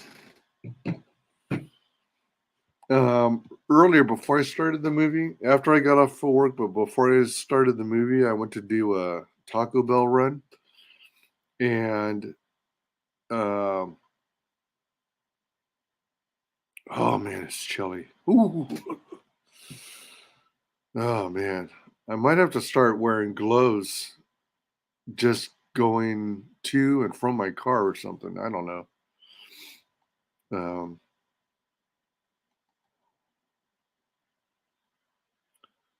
44 in NorCal, man. Yeah, I'm originally from San Francisco Bay Area, so I don't remember. I mean, I don't remember it getting lower than 40, getting as low as 44, but maybe I'm remembering wrong. Piggy Butt says, "This is one thing I always tell people: I'm your friend, not your savior. I can tell you the things you need to help yourself. I'm not going to do it for you. Sorry." Hey, that's good perspective. It's like the old saying, "Teach a man, give a man a fish, he eats for a day. Teach a man to fish, and he can feed himself for life." That's the way to do it. Me too. Infinite energy is a thing we can do. We can achieve self sustainability. Okay, I'm done. Yeah, I get you. I'm from Texas. Well, the other thing about sustainability and endless energy is you got to be careful because you heard about the inventor of the car that runs on water and or the cars that run on oxygen, I think, or hydrogen. The auto manufacturers, I guess, bought out the inventions, the designs, the patents, and then they buried them, buried the idea so that they can continue running their big old sham. And I don't know if they real. I don't know if they. How do I put it? I don't know if they Minecrafted inventors, or if they just left them broke and destitute or whatever, or just left them alone after they, you know, bought out their inventions or patents. But yeah, just be careful who you deal with. But Texas is known for crazy weather, so we are used to going in the mid hundreds to the low 20s as a norm. Oh man, mid hundreds? You talking like 150? Egads. I went. I spent some time in Los Angeles, and 105, 110-degree weather. I was like, oh man, I feel like I'm in a pressure cooker. But at the same time, it's like I think what they describe as a dry heat. So it's hot, but it's not like it's muggy. So your clothes aren't like sticking to your body as it might in the southern states where it's muggy. I hate muggy weather. I don't like my clothes clinging onto me, all damp and moist. Moist. Oh shit, yeah, I bet. I was born in Simi Valley. We had, oh, you had snow. Oh my gosh. I'm in Lake County. Yeah. So what kind of snow are you getting and how much? Deep Lord Colostomus. I hate muggy weather too, yeah. So for example, are you getting the soft powder, the fluffiness that blows away easily, or is it getting heavy enough to where it's turning to ice? And I always tell people this when I first moved to Ohio, I coincidentally came in on the first bad winter in a long time. I guess it was kind of drought like conditions for a while. And I like the idea of snow and watching snow fall from the sky and doing snowmen and throwing snowballs and, doing snow angels. But what I don't like is shoveling snow. I don't like to shovel snow to dig out my car. I don't like it. Like sometimes it gets so cold that the snow builds up real fast and builds up heavy, and then it turns to ice, and then you have a rough time with your snow shovel trying to get that crap out because it's so heavy. Yeah, it's pretty soft, but it lasts a week. Yeah, like in Ohio, we might get snow, right? And it'll start off soft, and then, but the temperatures outdoors will remain so cold that the snow doesn't melt away. It just, I guess, crystallizes, turns to ice, stuff like that. Memories. Da, da, da, da, da, da, da. All right. I'm wearing like 3 layers right now on my top. Excuse me. I've got a thermal top. I've got like a pullover with a zipper. I guess it's technically a quarter zip. And then I've got a hoodie. And then on my feet, I've got the super poofy socks. All right. Let's get back to the movie. We're at 1640. We're at 1644. Oh my gosh. I've got most of the movie to go through still. All right, here we go. Source of freedom. for all mutants.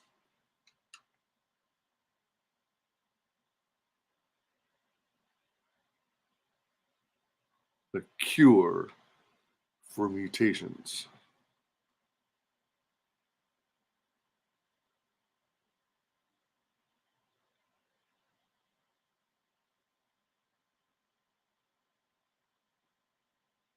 You don't shat on the furniture.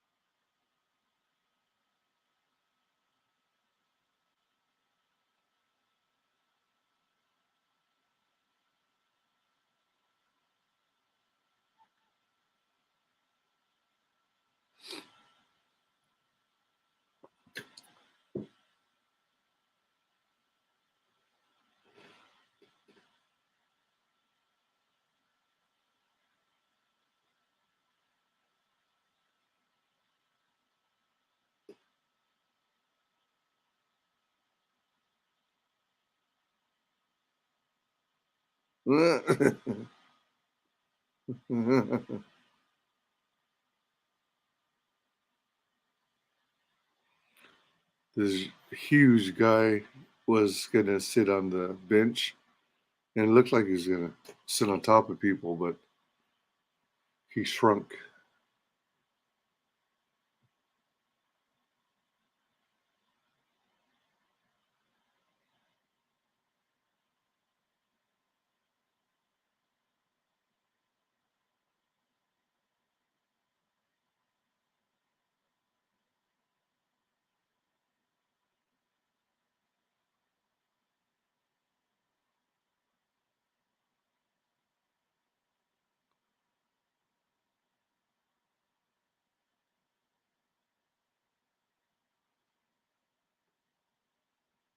Who will you stand with? The humans or us? You join the Brotherhood?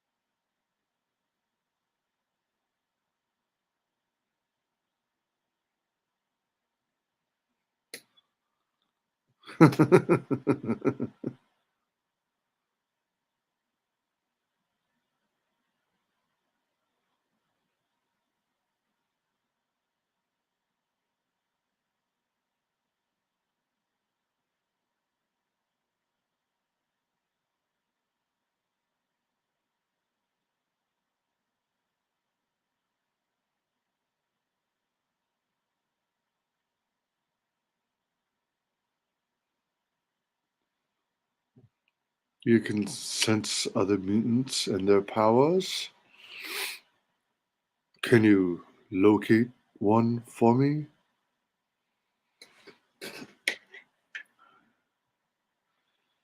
Pause that momentarily.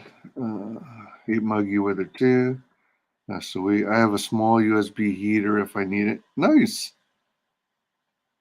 So if it's a USB heater, are you plugging it into your computer or do you have uh, like a power strip, a surge suppressor with USB plugs in it, or like an APC unit? All right, continuing on. 2038.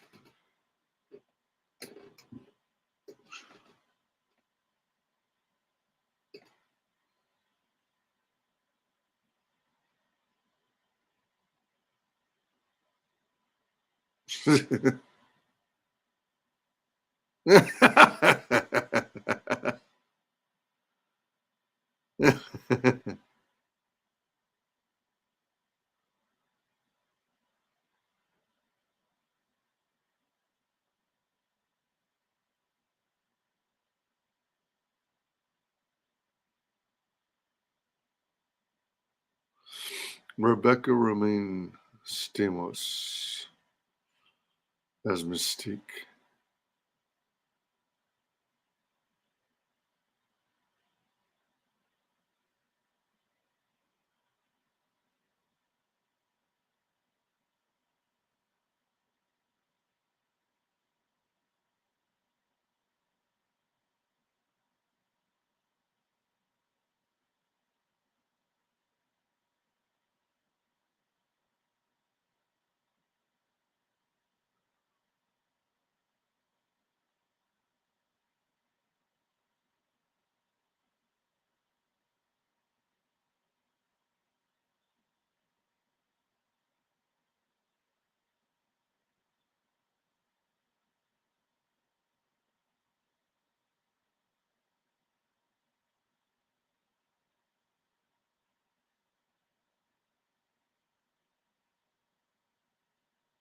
Uh,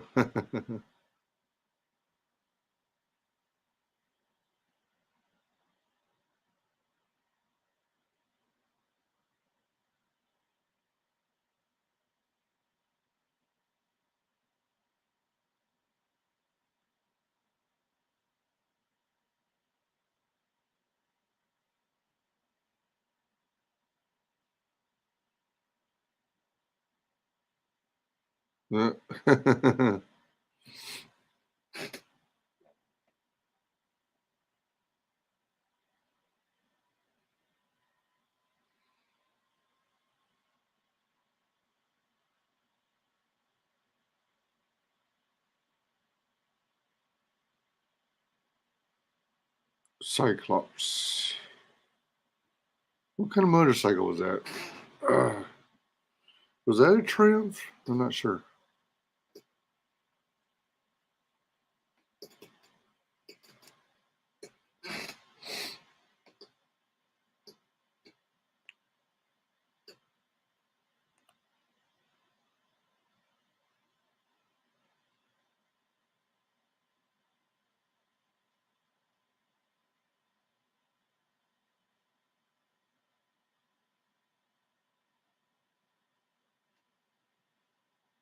Scott, Scott, can you hear me?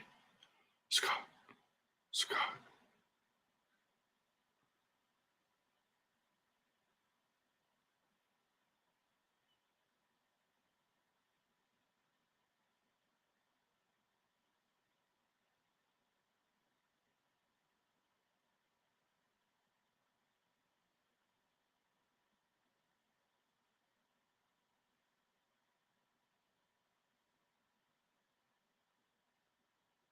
Whoa, what?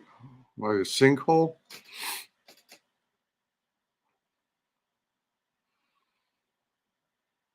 What?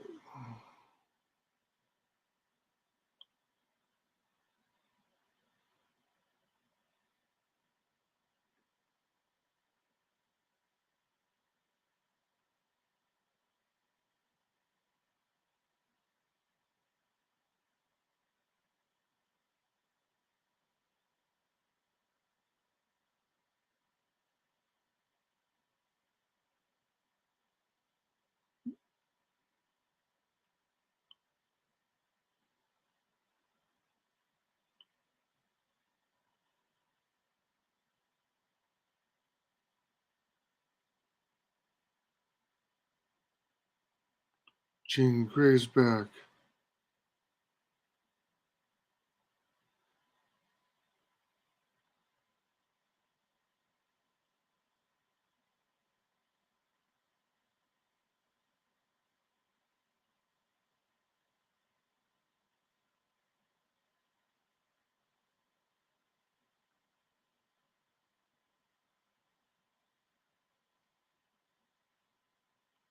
What? You can control Scott's eyes?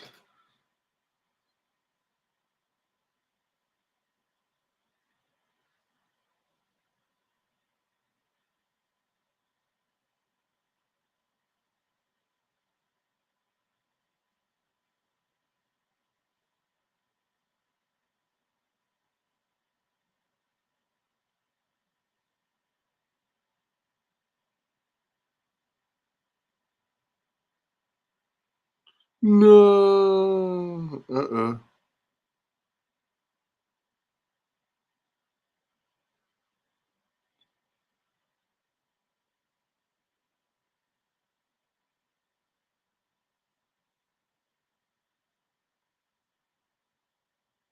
Get to Alkali Lake. It's a trap.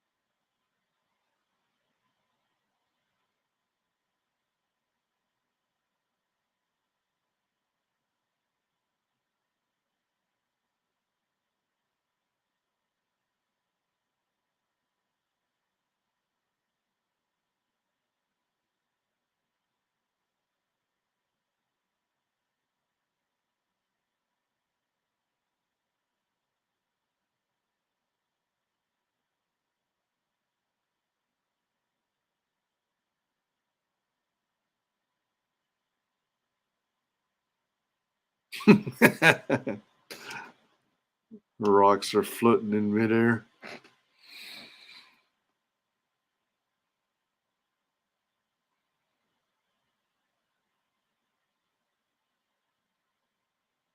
Oh, Scott's glasses.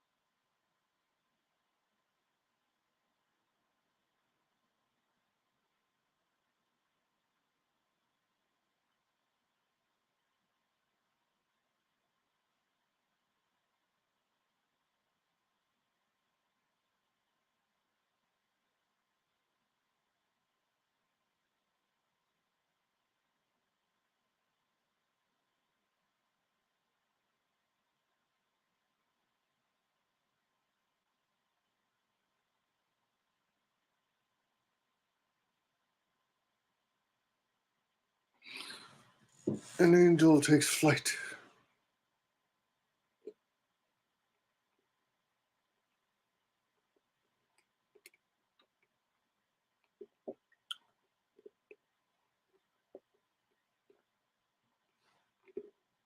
Oh, the little kid song.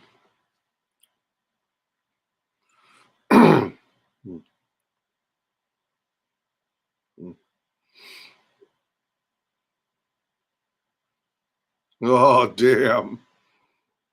Oh, jeez.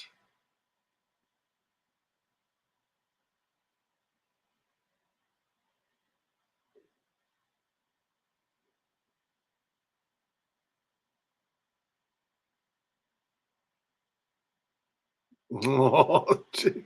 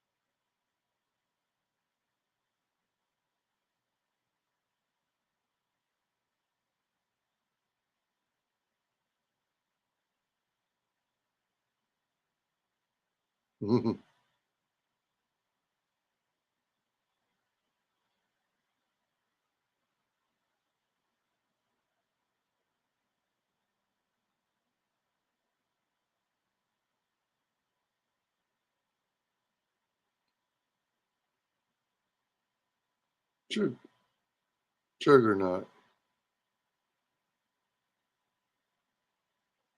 Juggernaut.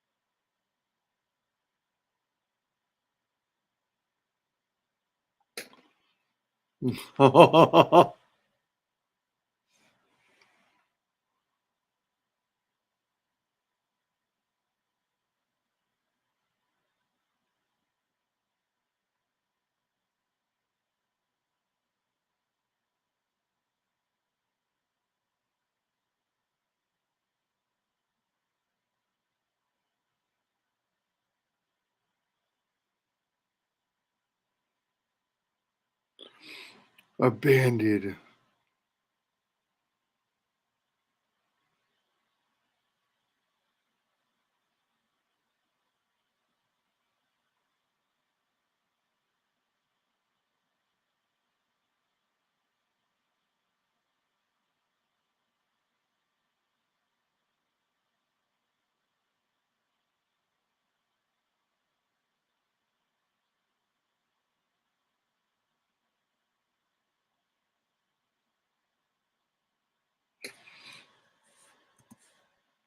$37.49. Hey, Lorenzo, what's up? Can't stay but want to drop by and say hi. Appreciate it. Thanks for stopping by. Welcome, everyone who just joined us. We're watching X3, The Last Stand from 2006. Timestamp is. Wait, what? I got it. Oh, all right. I got an email from IKEA. 37.49. Actually, let's do a bathroom break. Let's mute. Let's mute the audio.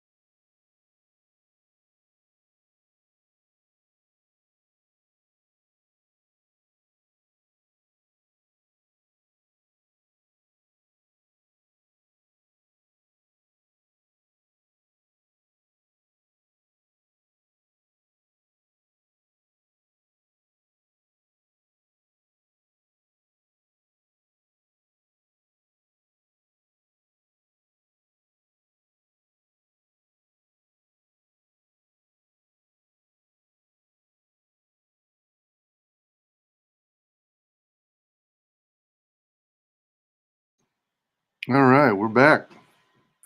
Let us resume the movie. Oh, we 37:49.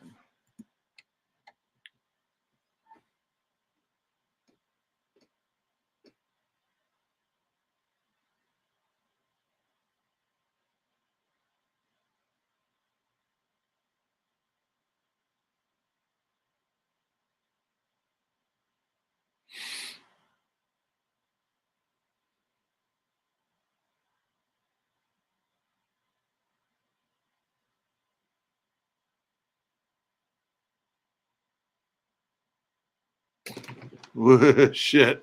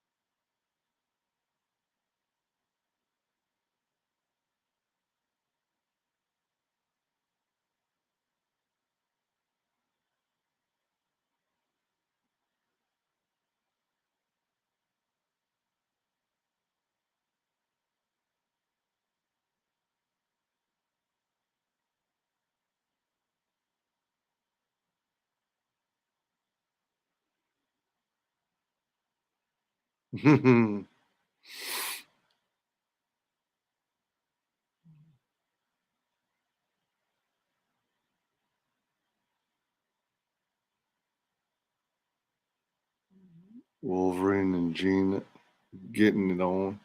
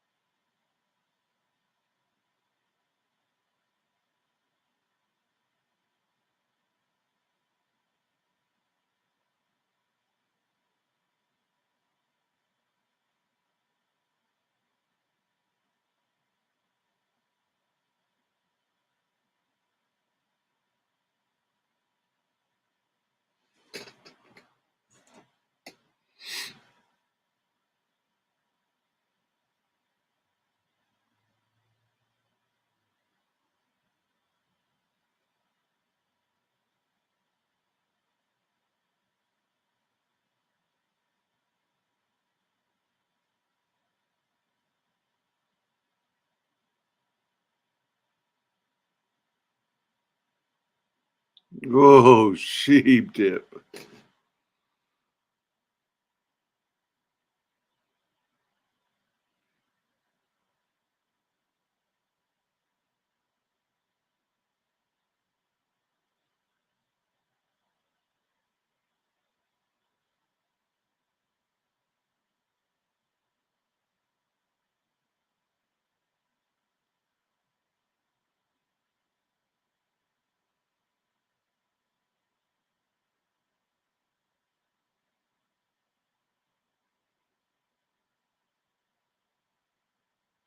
Oh, oh, damn. Oh, sheep dip.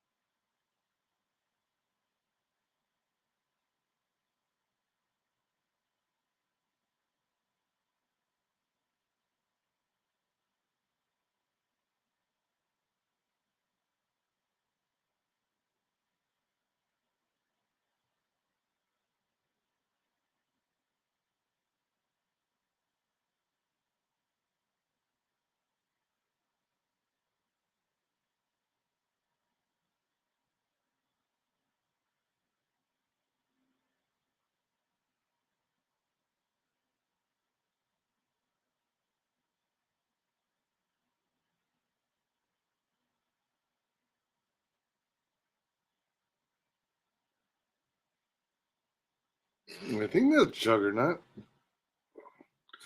Kind of an odd costume, though. Welcome, everyone.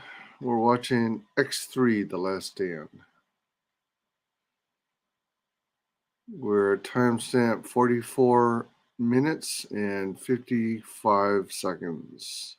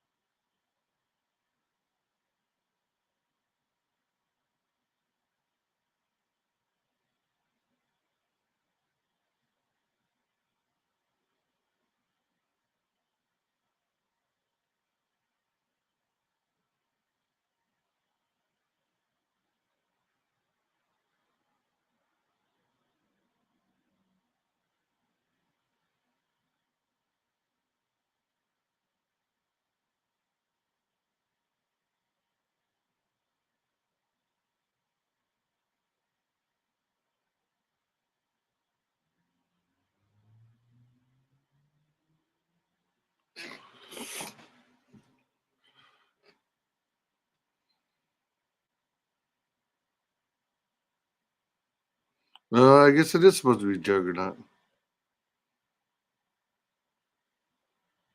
No.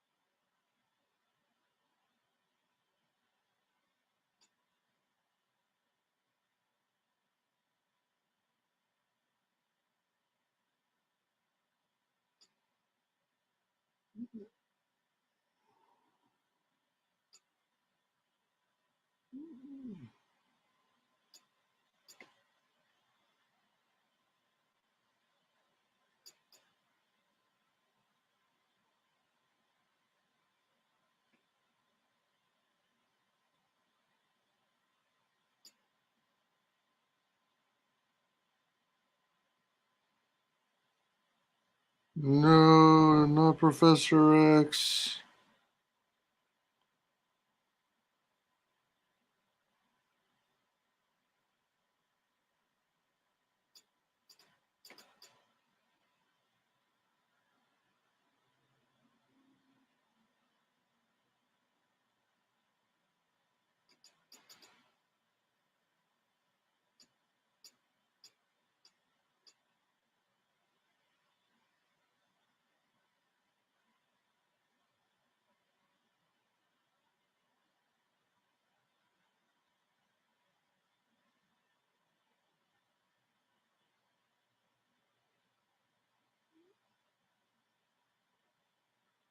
No, sheep dip.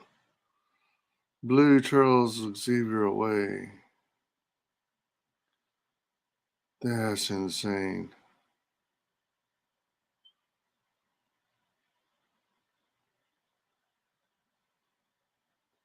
You let your friend die, Eric.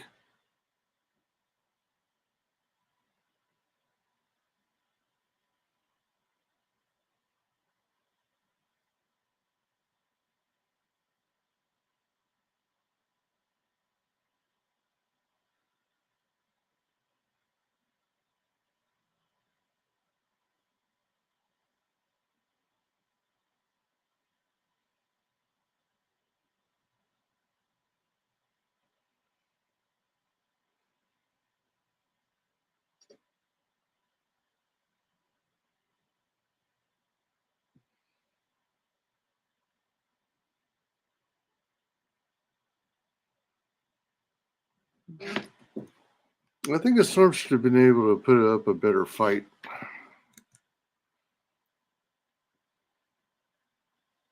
I'm back. What's happening? What's happening? I've resumed the movie. I'm on timestamp 50 minutes and 57 seconds. Professor X just got blown to smithereens. Excuse me. Now they're having the funeral service.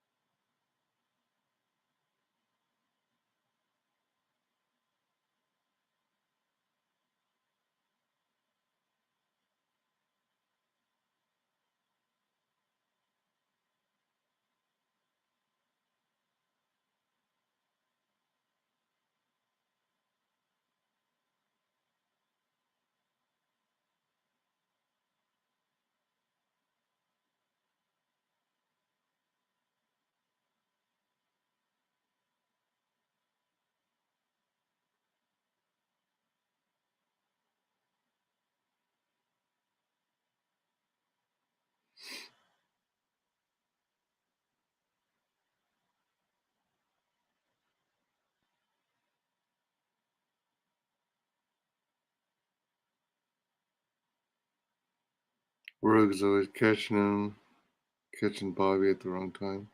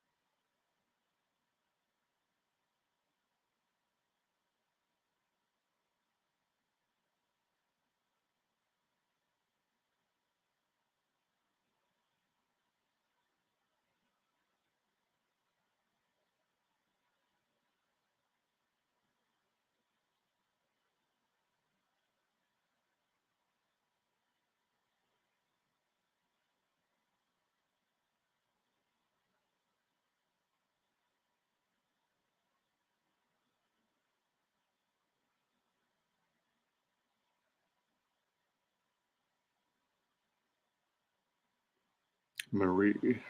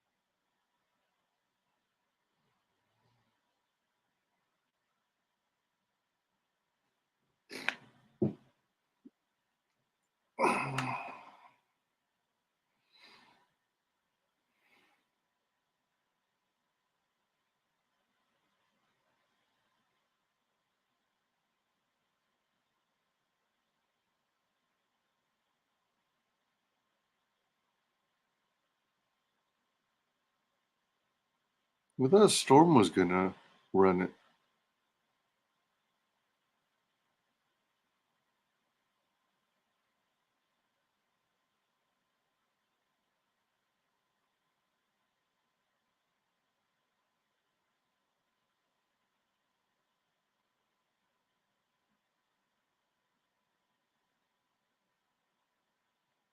There you go. Had to convince Storm that it's worth fighting for.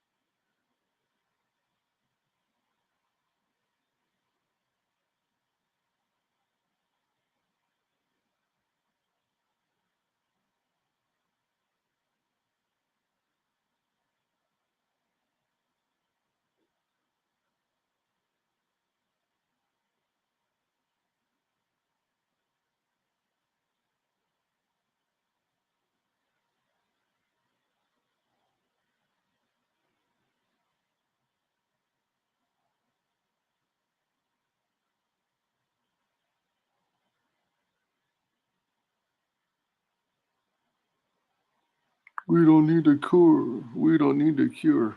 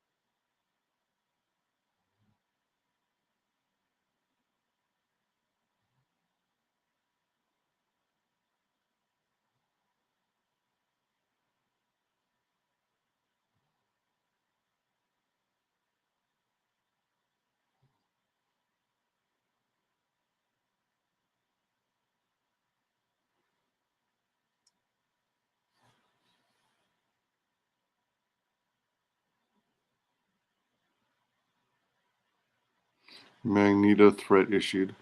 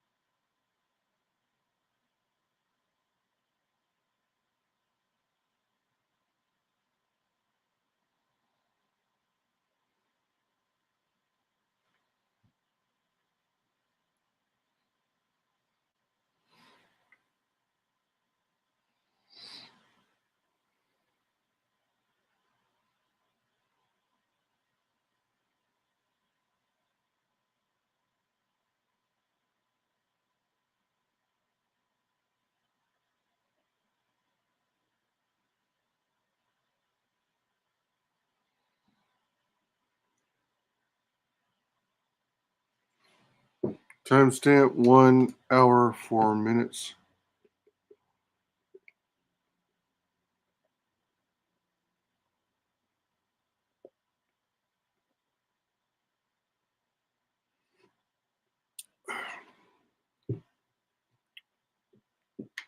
Excuse me.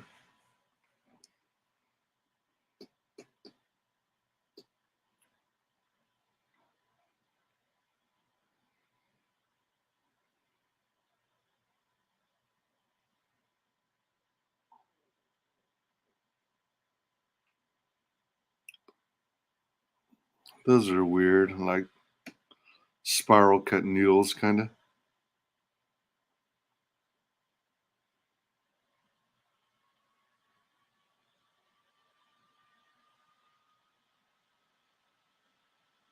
There you go.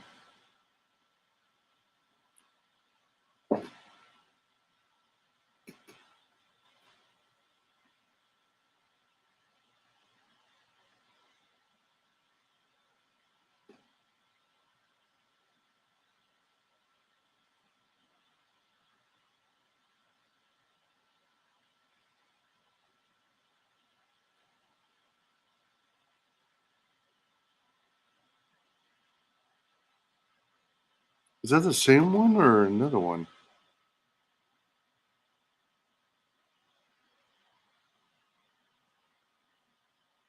Oh,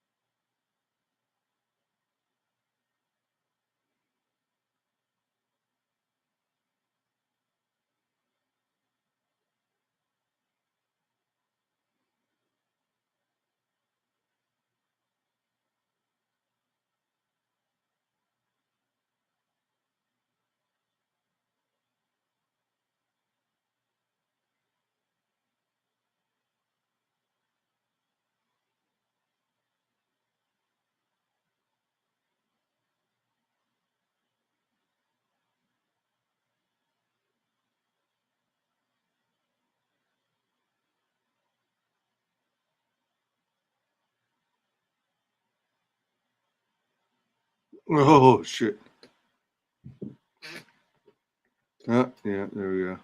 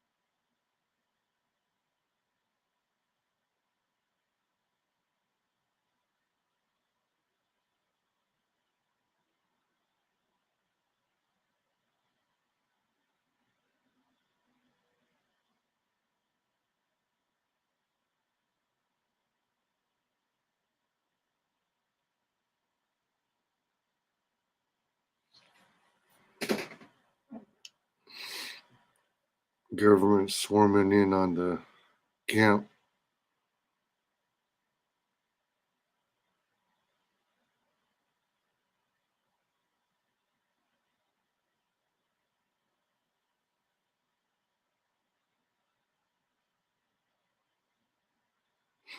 It's a trap.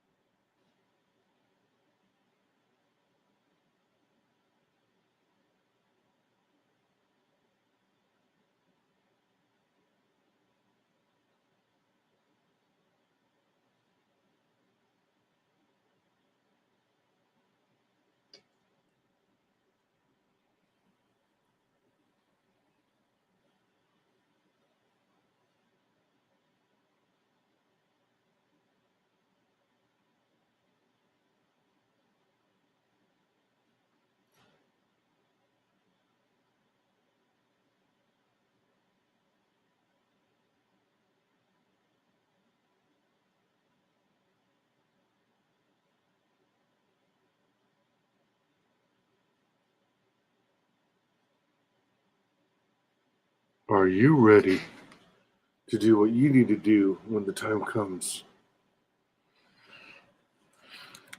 Do you feel lucky, punk? Welcome, everyone. We're watching X3, The Last Stand. 113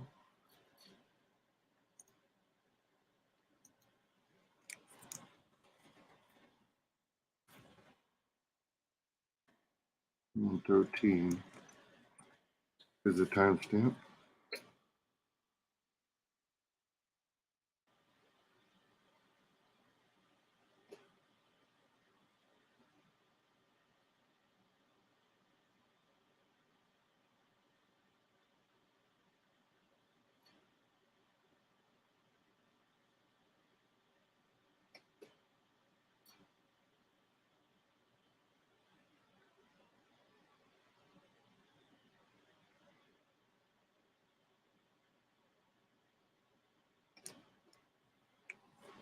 Golden Gate Bridge.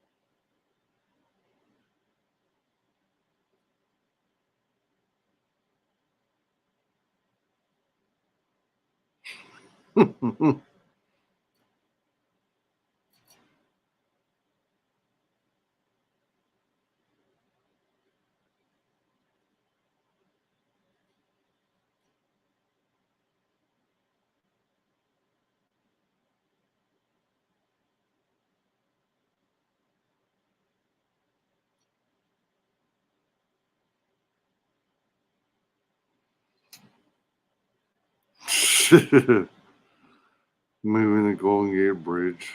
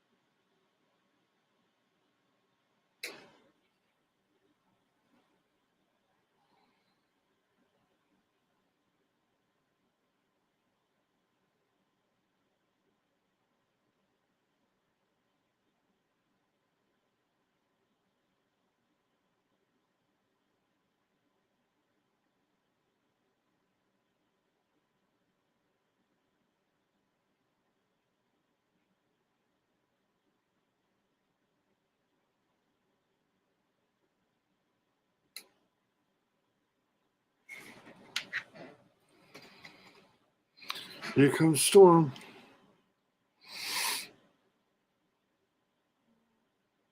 Beast.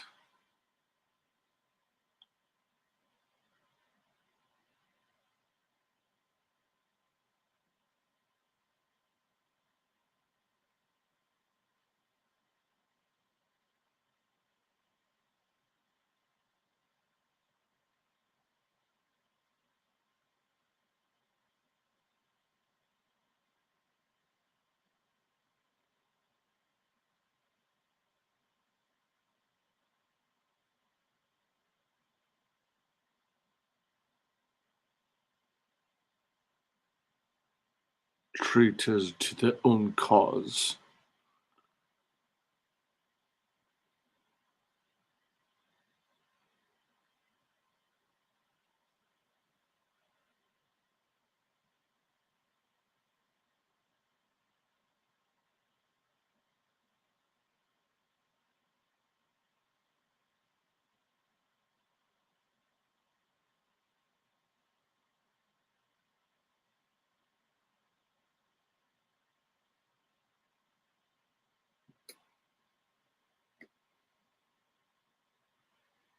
No.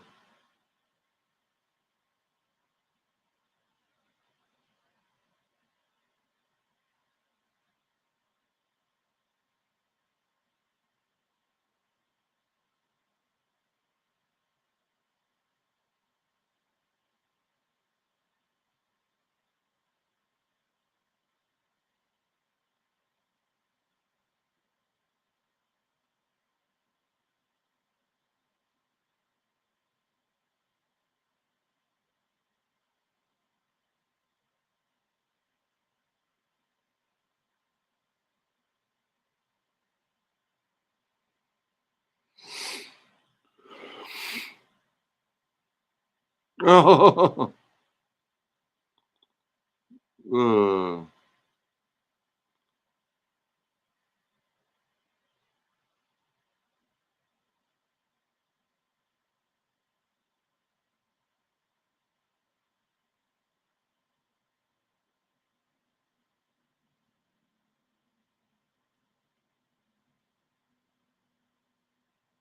Don't you know who I am?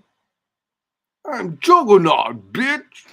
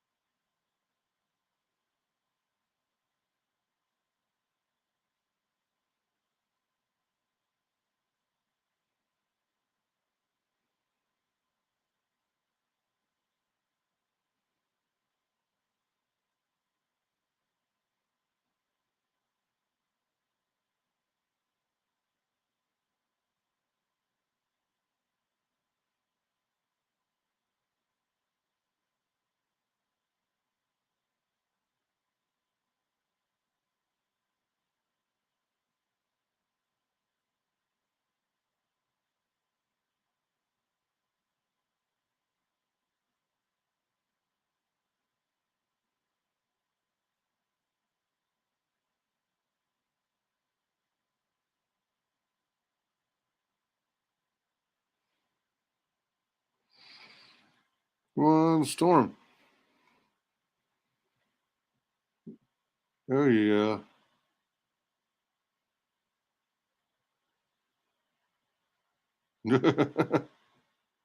Toasty.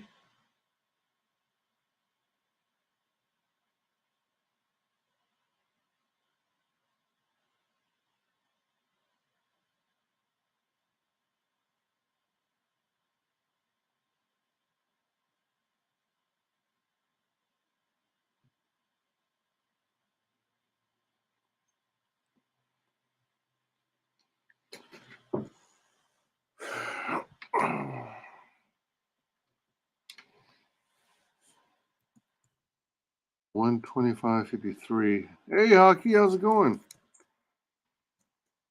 1:25:53.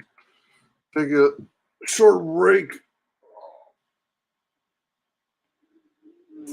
We're on the final battle. Looks like. Oh, excuse me. They're taking their last stand, as it were. Oh, damn. Hey, Jason. Good a bit. You're passing out. What? Me? Uh, uh, uh, uh, I can do it. I can do it. I can do it. Mm. We just have a little more to go. A little more. I'll go to bed afterwards. Jeez. I might have to do like last time where instead of watching two movies back to back, I'll watch one and then the part that I think I was dozing off on or kind of going in and out on, watch the rest of that the following morning before work.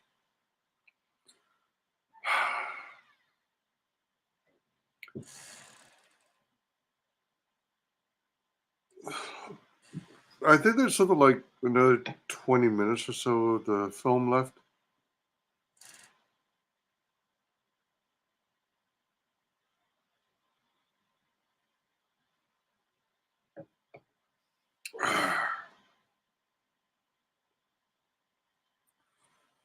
Woo-wee.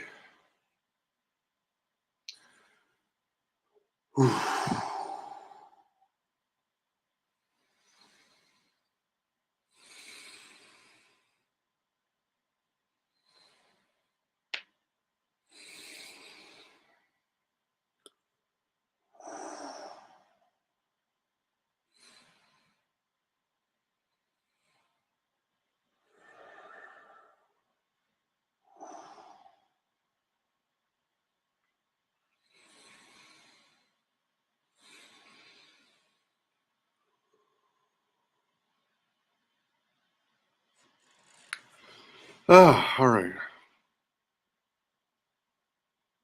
Man, how is it, Jason, that you always catch me when I seem to be passing out? Do you have like a tab open to my stream, and as soon as you catch a glimpse of me, kind of fading in and out, then you immediately catch me. Breathe in, breathe out. Breathe in, breathe out. Oh, oh, oh, oh. Oh, oh. I got so many videos to make, man. I'm gonna get this channel going. That was the last thing I do. I'm gonna grow this sucker.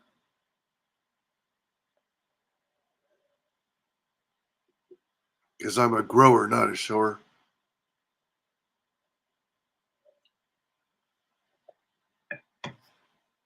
Uh, go to bed. We'll understand. But I want to see the rest of this. Why are you saying that? Because I want to watch the rest of this movie. I wonder if it accomplished the goal of this stream, which is to do a watch along on this movie. Um,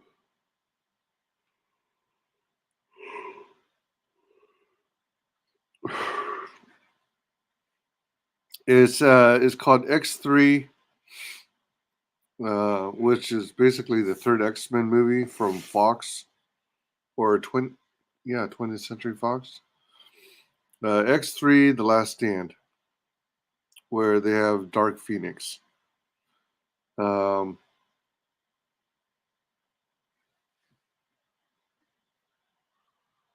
let's see, it's 2:49 a.m. over here. Uh, I'm close to finished. They're on the they're on that final battle in the third act. So I think I can finish this. And like I said, you can pause. It will be there tomorrow. Where are you up to? I'm on 1 hour, 25 minutes, 53 seconds. And Pyro is shooting his flames up at cars as Magneto's hurling the cars forward, and Pyro's setting them ablaze so that it's basically like fireballs. Uh, double speed it. If you've already seen it, you don't need to finish it. Yeah, but at the same time, movies are fun.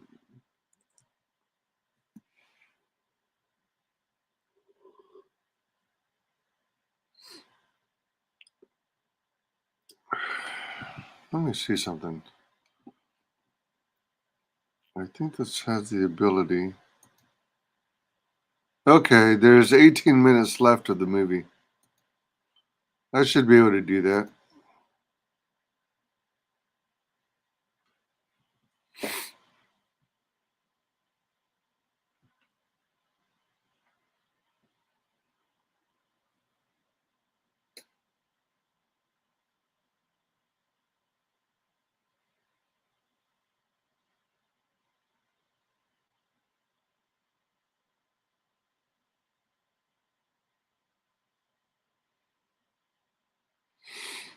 We work as a team.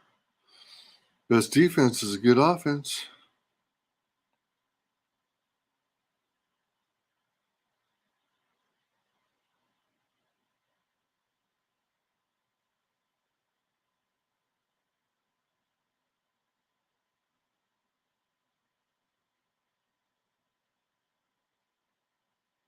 Pyro versus Iceman.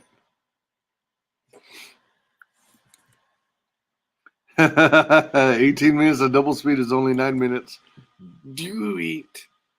Do it. Do it.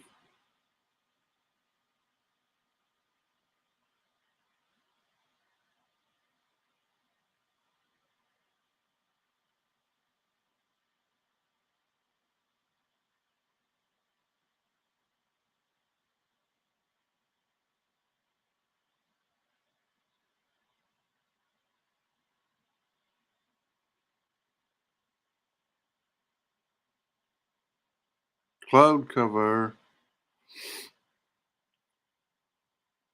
Ice versus fire. Excuse me.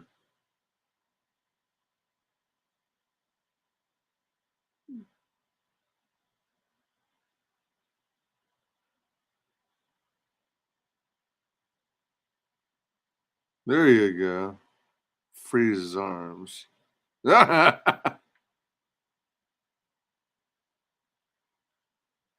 See, now that's good. If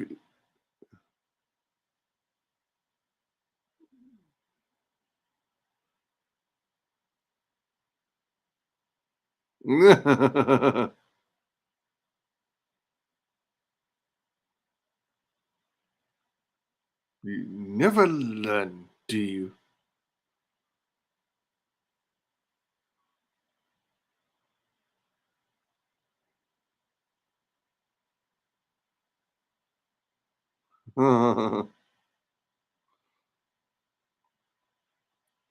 took away Magneto's powers.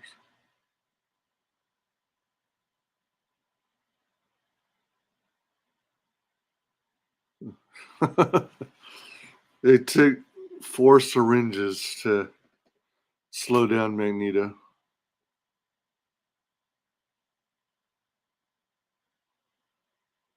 This is what they want for all of us.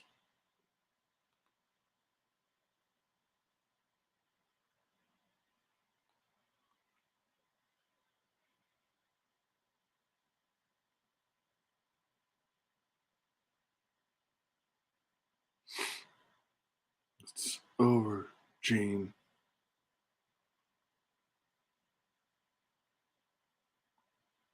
No!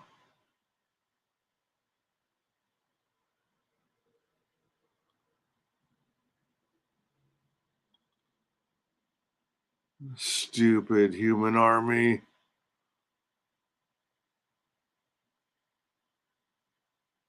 Whoa. Blew them all away. Instantly. Uh,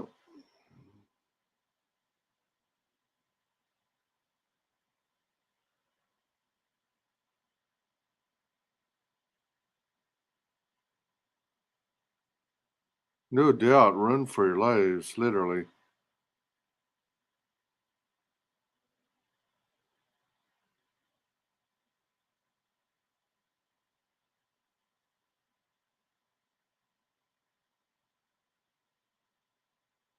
What have I done? Excuse me.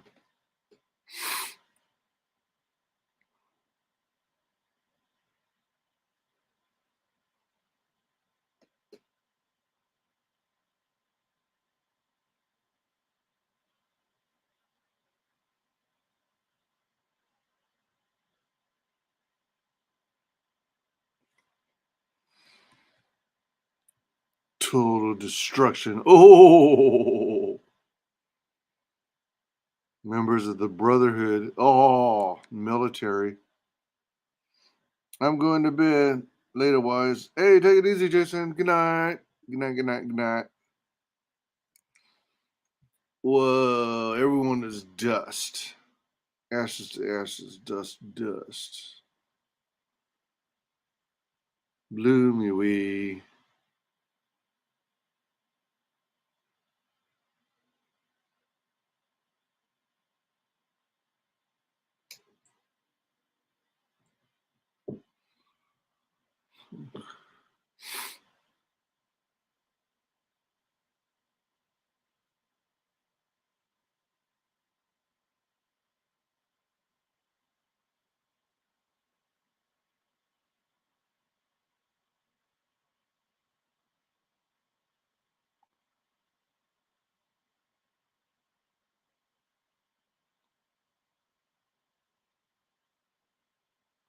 Thank goodness for the healing factor. Otherwise, he would have been toast long ago.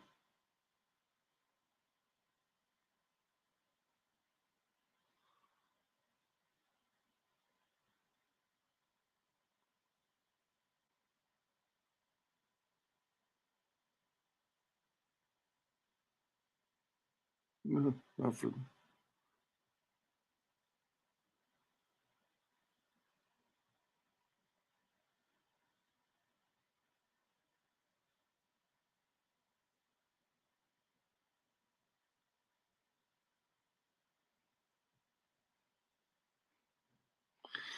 oh,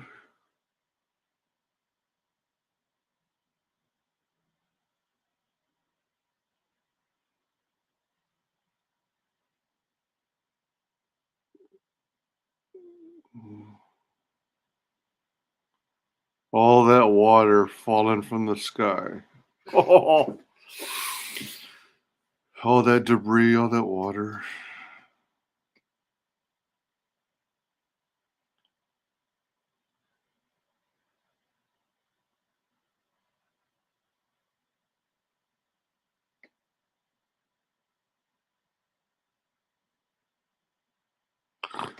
If I remember, they do a funeral for her too, and for Scott, because Scott died too.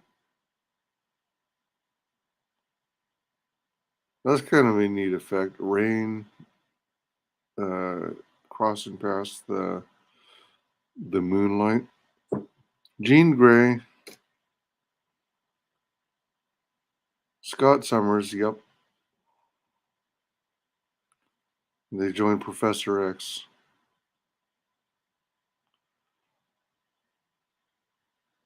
They lost three main characters in this movie.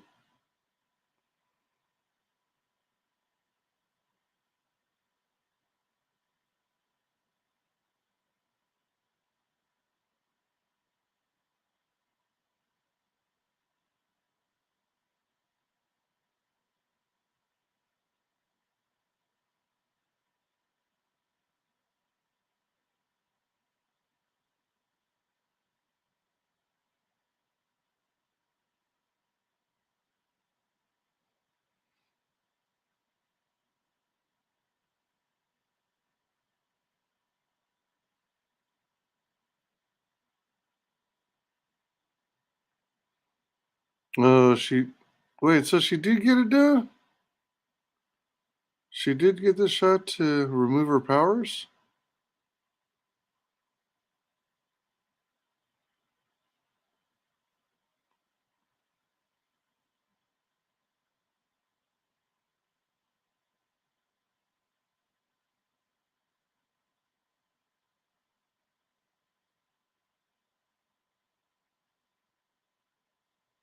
Way to go, Furball. He got a promotion.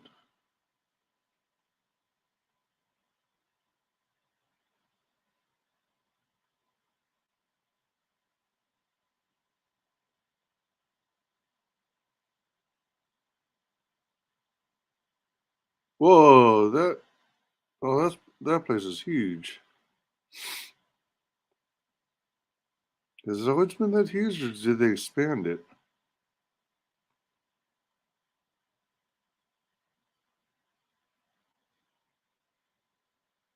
What is it? Huh? Oh, that's Angel. Okay. There's the Golden Gate's missing a huge chunk of bridge still. That's gonna take a long time to repair.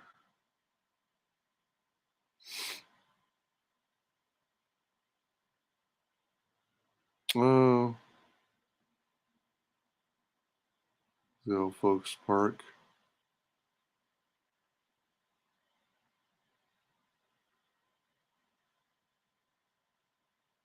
Eric playing chess by himself.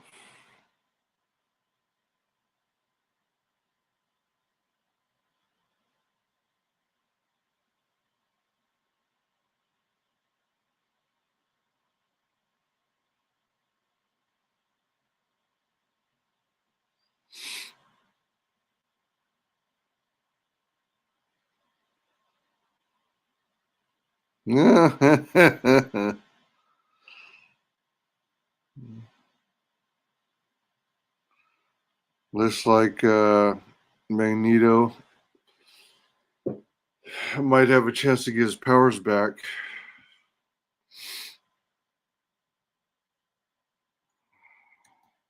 All right.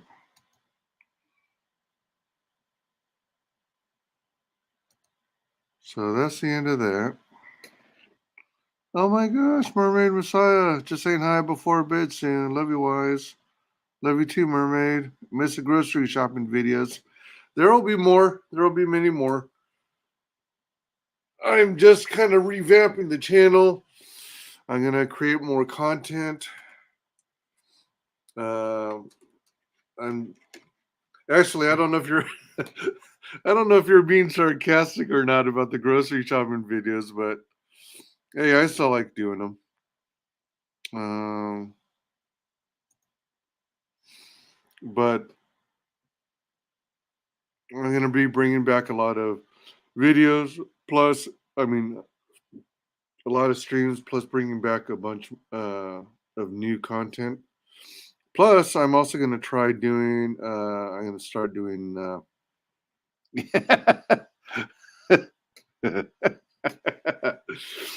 uh, um, YouTube Shorts. So I got to figure out how to work those. So I got some instructions on how to do them, and I hope I can also easily clip some of my longer live streams and turn them all into shorts as well. So hopefully that works out. And yeah, lots of content coming up. Got to make a bunch of pre-recorded videos tomorrow morning. I'll be busy part of the morning. I don't know if I'll have time to make any videos tomorrow. I might. We'll see. But I gotta do some errands and make some calls before I start work tomorrow. And then Wednesday, I have a bunch of other errands. Thursday, I'll be out of town for the day. Friday, I should be able to work on some more videos. Um, I set up my channel so that I have a bunch of premieres of uh, what is that second icon? Is that a smartphone? Is that a thumbs up? Is that a document icon? No, it's not a smartphone. I'm tired too, but I'll see you later. So good to see you. Thanks everyone who popped in during the stream. Oh,